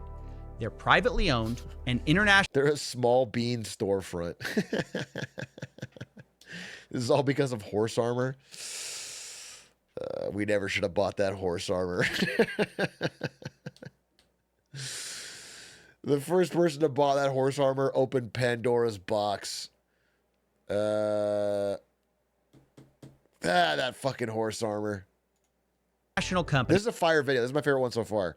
I do think Valve is like the root of this problem. And it's possibly governments too. Here's the thing. If France makes a law banning loot boxes and then Valve makes an X-ray scanner to get around it, the response from the French government should be LOL no. It should be, this is obvious what you're doing. You violated the spirit of the law. We're still enforcing it. But instead, it's an ineffective government. That's annoying. And are known for not responding to journalists in situations like this or reacting to the press in any way. So for my last argument, I'm not going to say a word. I'm just going to let Daddy Gabe do the talking in the hopes of inspiring some change at this megacorp. Here's Gabe's thoughts on Valve and their responsibility. People at Valve have to get used to working without a safety net. There's nothing between you and a customer. You can do something. You can come in that morning, and by 2 o'clock in the afternoon, you have a million customers, right? And they're all emailing you. They're all me emailing you. And you probably should fix it, right? But nobody's looking over your shoulder. And for some people, that's liberating. For some people, it's terrifying. Yeah, I really can't think of anything that better captures the Valve. That's what he said when he took me and Isto's money. He said, this is part of my this is one of 1 million today. Yoink. Fucked us over. Walked out of the room. He's like Santa, but he's like reverse Santa. He just flies around the world. Gambling story. You've screwed 1 million customers. You should probably fix it, but no one's looking over your shoulder. It has been 8 years since Valve set out to end these black market casinos built around their game. And still, the industry is alive and well. In fact, the harassment and threats in that industry are worse than ever. Meanwhile, Counter-Strike's own competitive players, influencers, and casinos all say there's an underage gambling problem, but Valve seems no closer to fixing that either. Maybe that's because the only way to fix it is to acknowledge that Counter-Strike's loot boxes are a little too close to slot machines. And look, I'm not even saying that if they want to go that route, they can't. But at least ID your customers, at least acknowledge what it actually is. Otherwise, you're just trying to have your cake and eat it too. You want gambling without any of the responsibility that comes with it. I did not think he would fat shame Gabe Newell. Coffeezilla, I expected better than you. From you. I'm sorry. That's ridiculous. A cake joke on Gabe Newell eating too much. Come on, dude. Have some class. Shame on you and big ups to Steam and Valve. I'm on their side for this one. It's a Portal reference. He's a gamer. And we all know that kind of cake is a lie.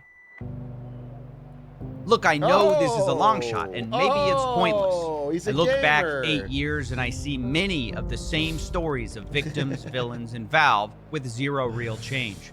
But knowing the odds are slim hasn't stopped kids from getting addicted. So it's not going to stop me either. Bat chest. This is a gamble I'm willing to take. Based. Fire video, and all true. But still, solve this whole problem, and then kids go fucking watch 1 second of the mainstream sports broadcast, and it's on DraftKings. Chad, thanks for watching today. That was a fun stream. And also, I recommend, if you didn't watch me and Squeaks' conversation, that was pretty fun too. At the end of his last stream. I'm going to end for today. I'll be back tomorrow. We're having a great first week of the new year already. It's really fun. I'll be back tomorrow with more content. I'm going to do, I don't know. I might get Squeaks to speedrun with me. I'll see if he doesn't stream on Saturdays. But if not, we'll do something. W stream. Thanks. Good night. Let's raid somebody. Let's raid. Who should we raid?